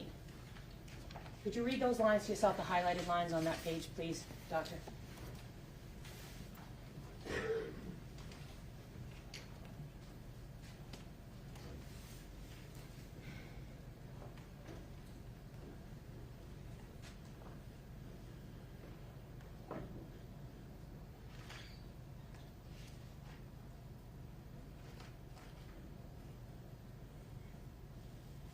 Yes. Doctor, does that refresh your memory as to whether or not the date of the meeting that we were just talking about was May of 2010? Well, that's what it says, but I don't remember the meeting. But you have no doubt, specifically. no reason to doubt the transcript, right? Correct. Okay. And do you recall reviewing reports on that day of May 10th of 2010 from the first responders, paramedics, and the police officers? No, I don't. Okay.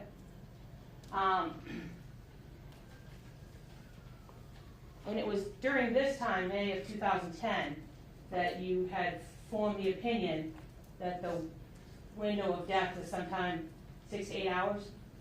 Or had you already formed that the night of the incident? Well, I didn't form it at the night of the incident because I didn't know the information Okay. at the time of her death, no. So it would have been sometime later that I was given information. So after you were given the information about the 4 responders, the 2 paramedics and the 2 police officers, Correct. that's when you formed your opinion of the time of death, is that right? Correct. And you recall having this meeting in May, right? Well, You don't recall the date, but you know what happened. I know there was a meeting, yes. There may have been several meetings, but I know there was definitely one. Okay. And you don't remember at this meeting ever getting any reports from any of the paramedics or any of the 2 police officers upon whose opinion you relied, is that right? I don't remember getting reports, no. Okay. Now, is it fair to say in this case that you actually never received the reports of the 2 paramedics and the 2 police officers upon whose description you relied until February 25th of 2013? I can't remember when I got the reports.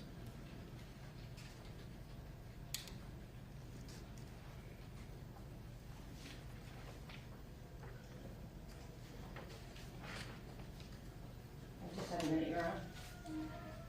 Yes, take your Okay.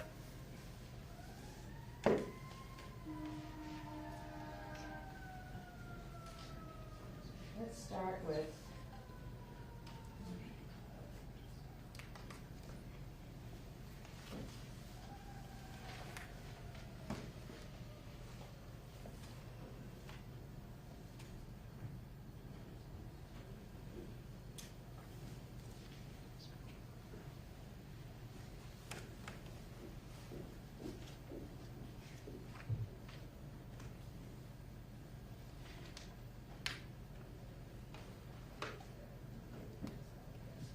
Second.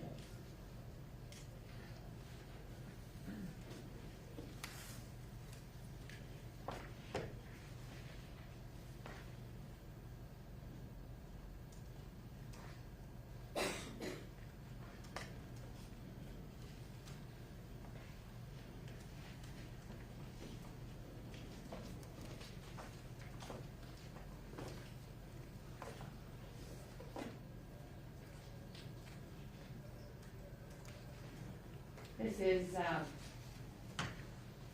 your testimony on September 19th of 2016.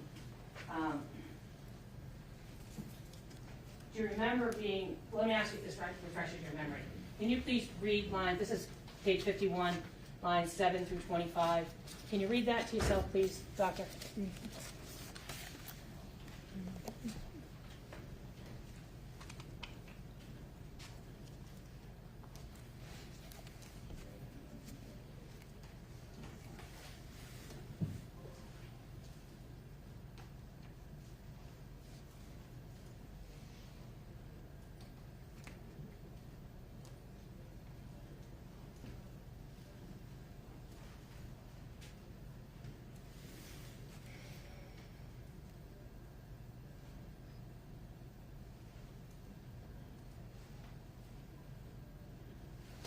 Yes. Doctor, does that refresh your memory as to whether or not you had previously testified that you got these reports about a week before you first testified on March 1st of 2013? That's what I said then, yes. Okay. And so, about a week before you first testified, you actually saw the reports of these 4 individuals, is that right? Well, that time you're speaking about was in 2013. I retired 2011. In between that time and before I retired, the 9 or 10 months beforehand, I'm sure there were many discussions with the police. Action, Your Honor. I'm sorry. Move to strike. Which part?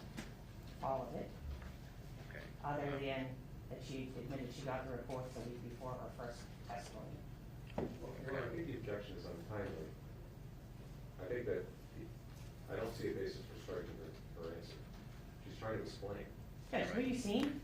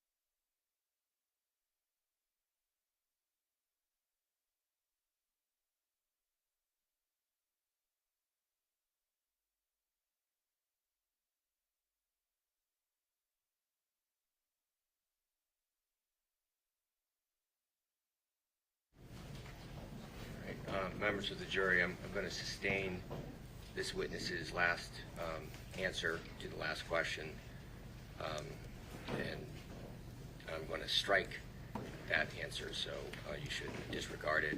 Attorney Scapiccio? Thank you, Your Honor. So let me ask you again. You refreshed your memory that you never read the reports from the 2 first responders or the 2 police officers who responded that morning until a week before the first time you testified in this case, which would have been, your testimony would have been on March 1st of 2013. Is that right? I remember saying that I'd gotten the reports a week before the trial, but... That's it. That's all I want. Fine. Now, in terms of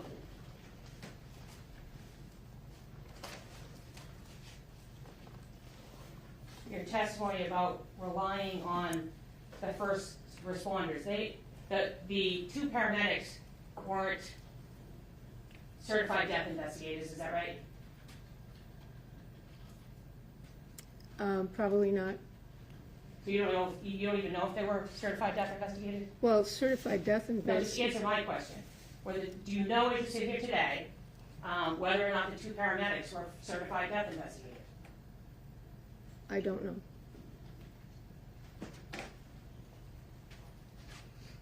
And as you sit here today,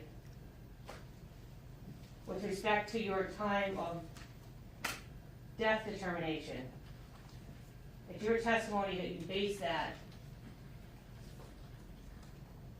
on descriptions from the first responders, and you made that opinion, that 6 to 8 hour window, before you ever saw the reports, because you didn't see the reports till May of 2013, is that right? No. It's not right, you didn't see the reports till May of 2013? Correct. I don't know. I may have seen them sooner. Well, didn't you just read something and you agreed that you said it was May of 2000, that you didn't look at those reports till a week before you first testified in March 1st of 2013? In 2013, a week before the trial, I received the Yes, Your reports also. Yes. Can you- Hold on. What's the objection? It's non-responsive. I mean, she just repeated. No, Judge. Can we see? Sure.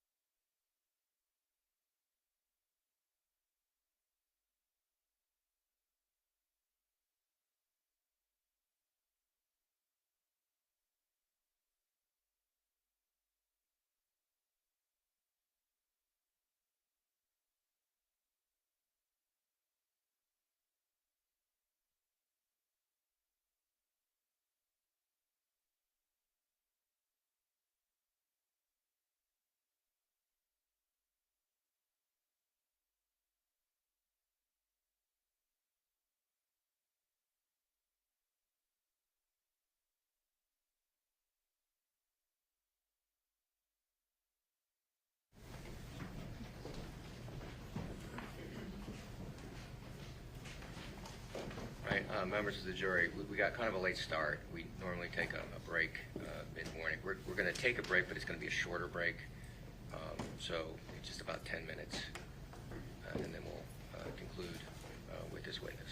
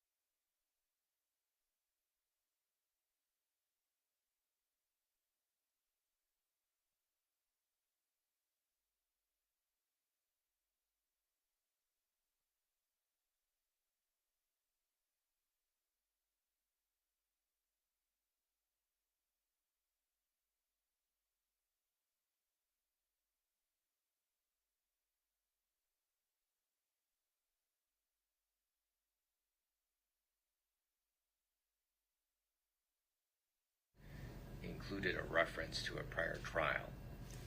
And I know that you were, I think that the prosecutors talked to you about that. It's okay. We're taking a break so that I can just remind you that it's important. I didn't even notice it, but it happened. I don't know that the jury would have picked up on it, but if you do it again, I'm terribly sorry. it's okay.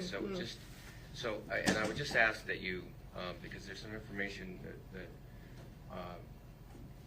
is we're trying to stay away from. I mean, you should answer the question as honestly as you can, but listen very carefully to the question and just answer the question.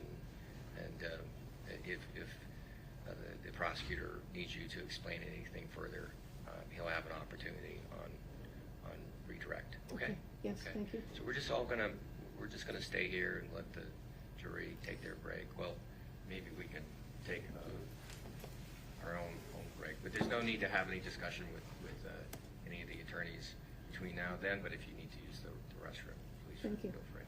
Okay. Of course, stands recess, all right.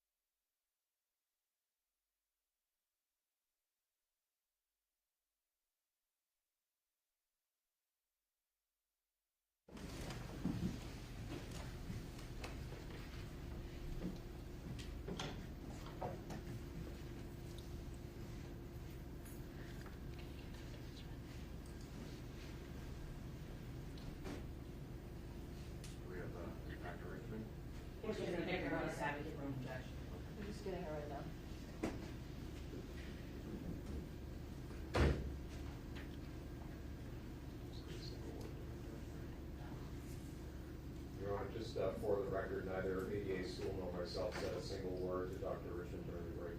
Okay, thank you. No degree. Thank you.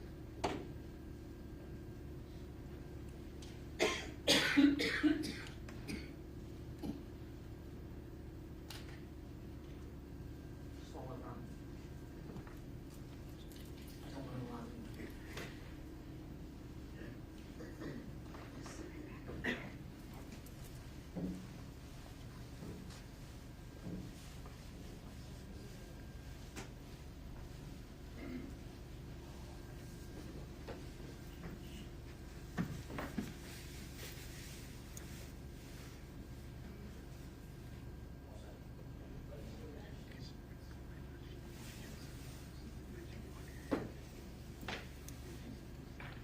Jury entering.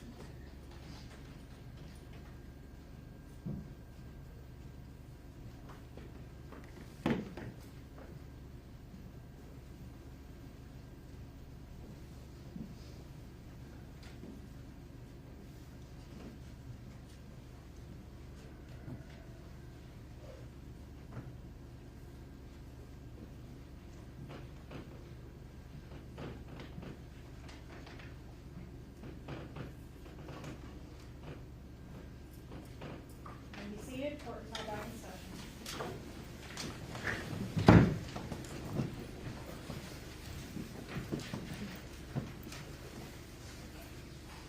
Mayor. You may. Thanks. Dr. Richard, before we broke for the morning break, I was asking you some questions about your reliance on the information from the paramedics that responded to the scene, the two paramedics and the two police officers as first responders. Do you remember those questions? I don't remember the question, but I remember you were asking about it, yes. Okay. And is it fair to say that when you previously testified on March 1st of 2013, you were asked a question, it's on page 155. At some point, did you actually read them, the reports, or have them read to you? Do you remember your answer being, yes, at some point I read them? Okay, yes. Okay. And the next question being, do you know when that was? And the answer being, I think it was last week, meaning a week before March 1st, 2013. Yes, I remember that. Okay. And then the next question being, prior to that, you had not seen them to your knowledge. And your answer, to my knowledge, I did not see the actual reports, no. Does that sound right? Yes, And then the next question, and you had the information contained in those reports relayed to you from someone else prior to actually seeing them. And your answer was yes. Descriptions of what they saw at the scene as far as the body were given to me. Do you remember that? no, but I believe that it's in there. This is lines 13 through 17 on page 155. Can you just read 13 to 17 to yourself, please?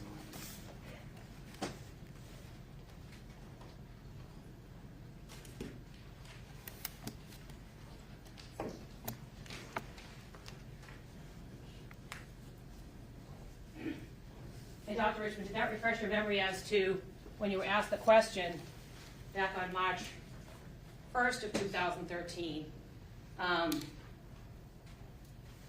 about you had information contained in those reports relayed to you from someone else prior to actually seeing them? Your answer was yes.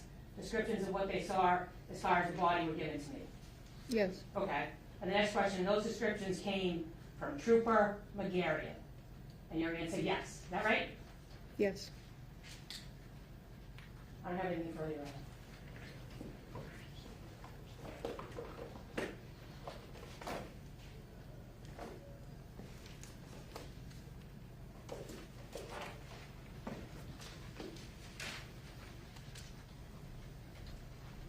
May I, Your Honor? You may.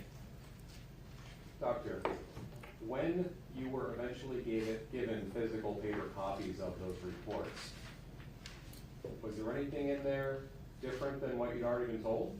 No. Thank you. And then, Fred.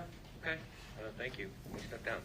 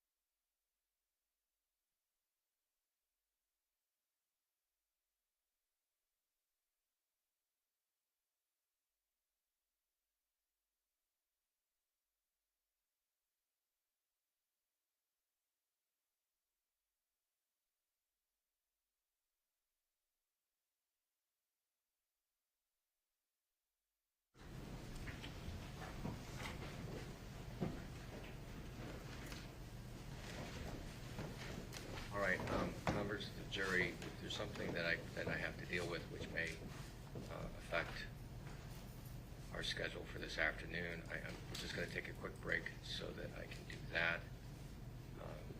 And then I will see you. You'll be back, I would say like a 10-minute break. Jerry, can you rise?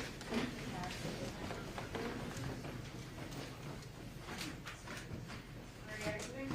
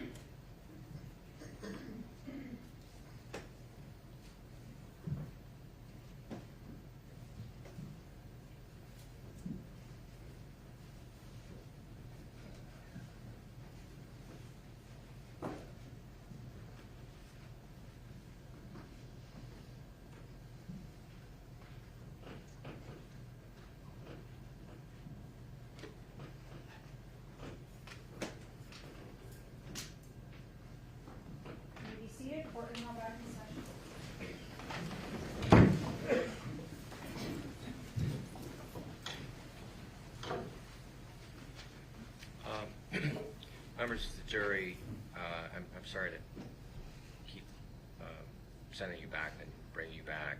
I guess you're getting your steps in, thanks to me. So the attorneys and I had to discuss a sort of a late-breaking kind of scheduling problem, and it's not their fault. It's really more my fault. But as a result, we have to break early today. And by early, I mean now. So I'm going to release you today. I'll ask you to be back Monday at 9 o'clock. Once again, please do not discuss this case with anyone, including each other. Do not conduct any form of outside research or investigation. Please have no contact with, or avoid contact rather, with any of the participants in this matter, and again, actively avoid any and all media accounts concerning this case. And enjoy your weekend. We'll see you Monday. Jury, please rise. Chairs, please.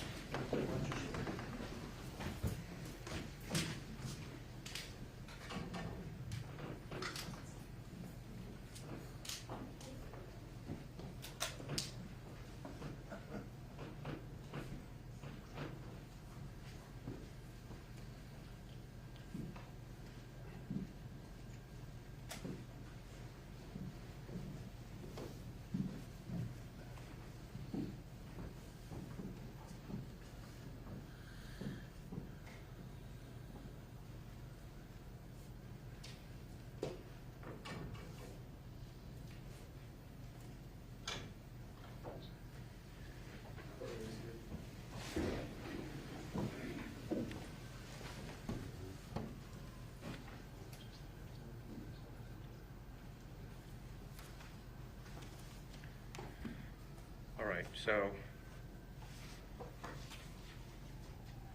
I've been handed a transcript and I guess a handwritten list of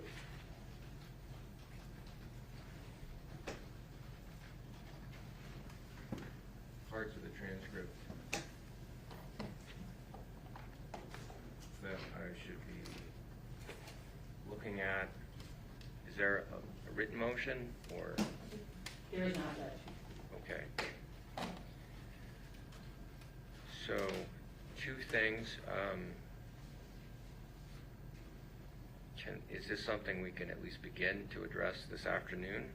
It's noon. If we come back at, say, 2 o'clock, would that give the party, or give the Commonwealth, rather, enough time to at least review the portions that are at issue?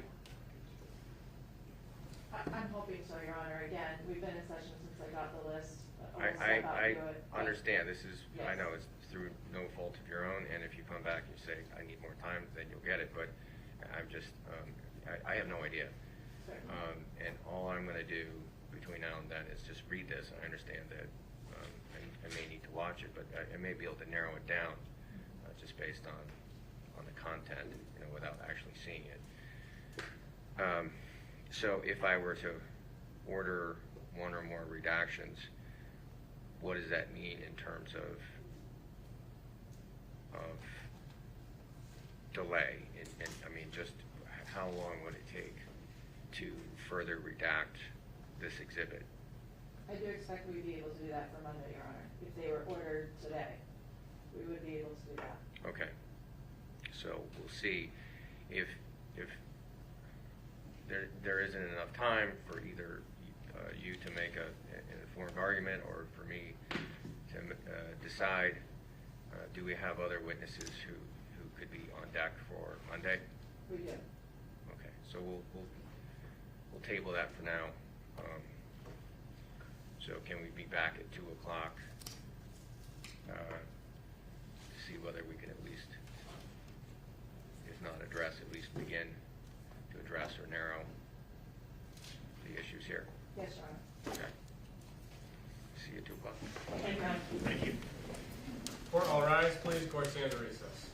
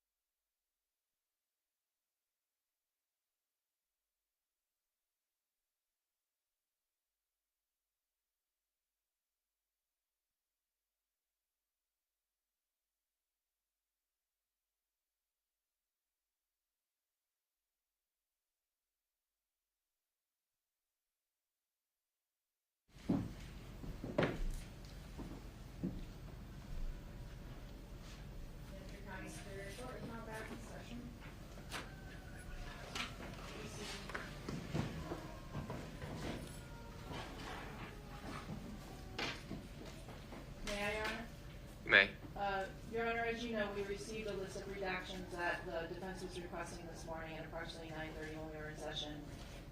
Since we broke at 12 up to 2, we've been working consistently on it, looking at those redactions, preparing potential legal arguments, although I don't know what the argument is on the other side yet, to respond, and reviewing the audio to try to find all of those locations. Over the lunch break, I think starting around 1:05 or so, I know there were some emails sent by defense counsel with some updated redactions. We actually didn't receive those emails since we were not on email until after 2, which are different than some of the other ones.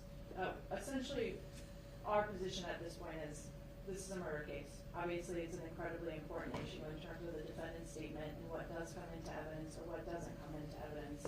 We're at the 4th trial 13 years later. In all 3 prior trials, the entire interview came in, and I say interview, it's 2 interviews, came in with agreement of defense counsel. Both sides were not asking for redactions of those videos. It wasn't something we anticipated. We've never looked at these issues before.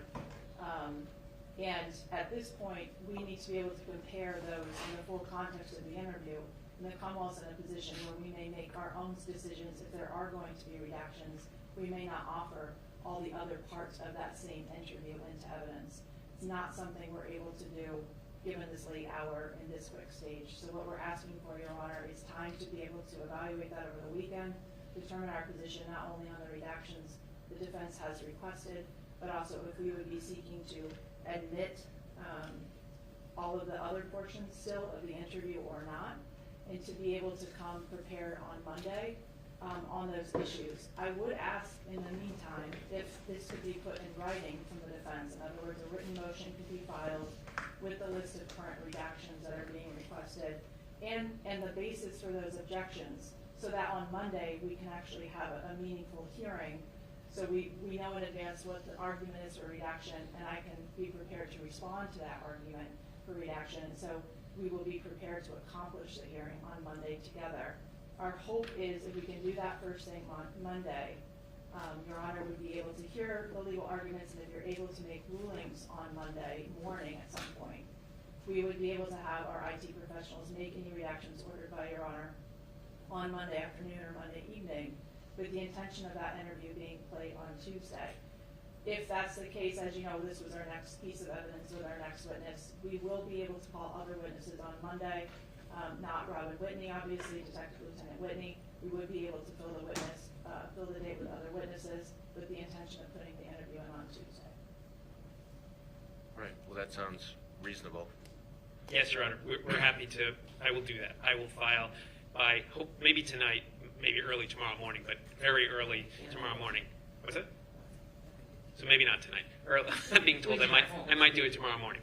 But I'll let them know the specific final redactions and the legal, I understand, legal grounds for those redactions in a memo, and I'll file that with the court as well.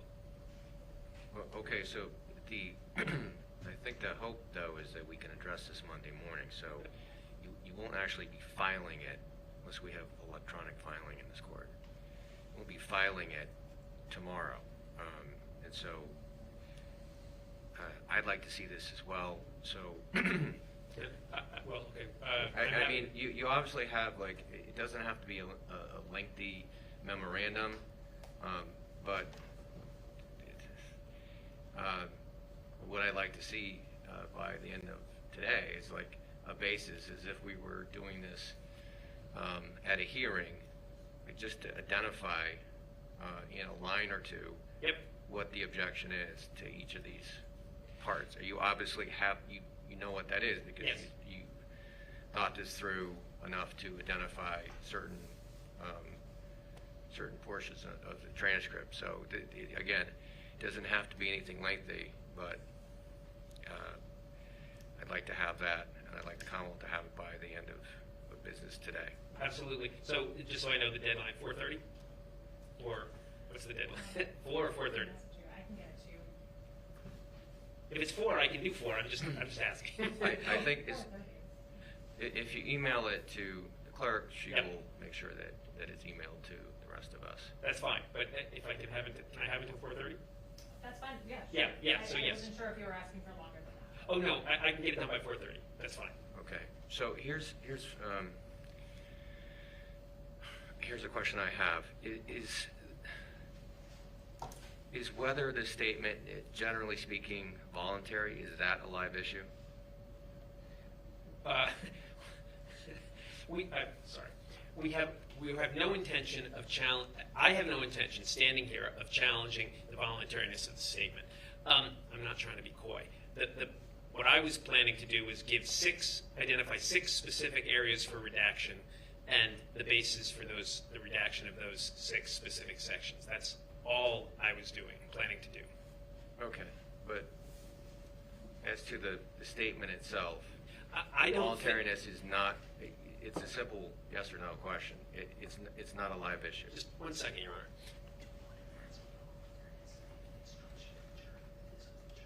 The only thing we would ask is that you instruct the jury to give the standard voluntariness instruction to the jury. You, the jury, have to decide whether or not the statement is voluntary.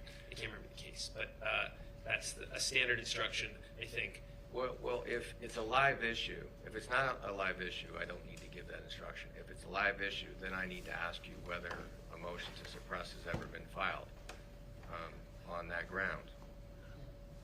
Okay, no, a motion to suppress, I'm being told, has not been filed.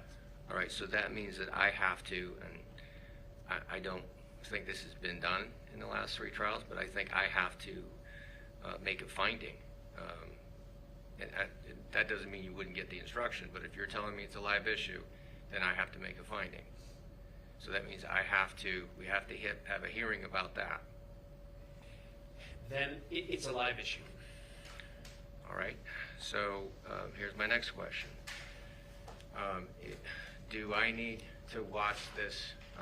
It's a videotaped interview. Do I need to watch it in this courtroom with all of you watching me watch it? Or is it something that you can give me so that I can, over the weekend or this afternoon, watch it, and then I'll hear any arguments you want to make along those lines, and if you need to, we need some additional testimony from Trooper Whitney or what have you, we can do that, but at least I have watched this 3+ hour interview, so we don't have to break once again to do that. That sounds fine to me, Your Honor. To be clear, my view is you should watch it this weekend, and that we are not asking you to watch the entire video, or 2 videos, I guess, here in the courtroom on Monday morning. My Okay. view is, or at all, my view is that would be adequate. Okay, so I just need the parties to, before you leave today, to give me a copy that you both agree is an accurate copy of this video, right? And I'm watching it without redactions, but again, the purpose is not to deal with those issues, but rather to make a determination as to whether the statement is voluntary. Yes, my only issue is I'm looking to my associate, Ms. Ramos. I don't currently have the video, and so I don't want to be personally responsible for getting it to you. That's all I'm saying. But we have a hearing, we're in the process of making copies, an additional copy for defense counsel. Upon the request, we'd be happy to make a copy for the court. Okay, Thank you. Thank you. Okay. Your Honor, just one additional issue. I don't know if this affects the schedule in terms of the jurors appearing on Monday, if we would want them to come in later, or if we should just leave them coming at whatever time they've been asked to come in on Monday. Let's just have them come in at the normal time. Understood. I will have watched the video by then, so I don't know that it will take that long to go through. I've read through the transcript. I don't know if it's going to take that long to go through these proposed redactions. Okay, thank you, Your Honor. Anything else? No, Your Honor. Tom Law. Okay. Thank you, Judge.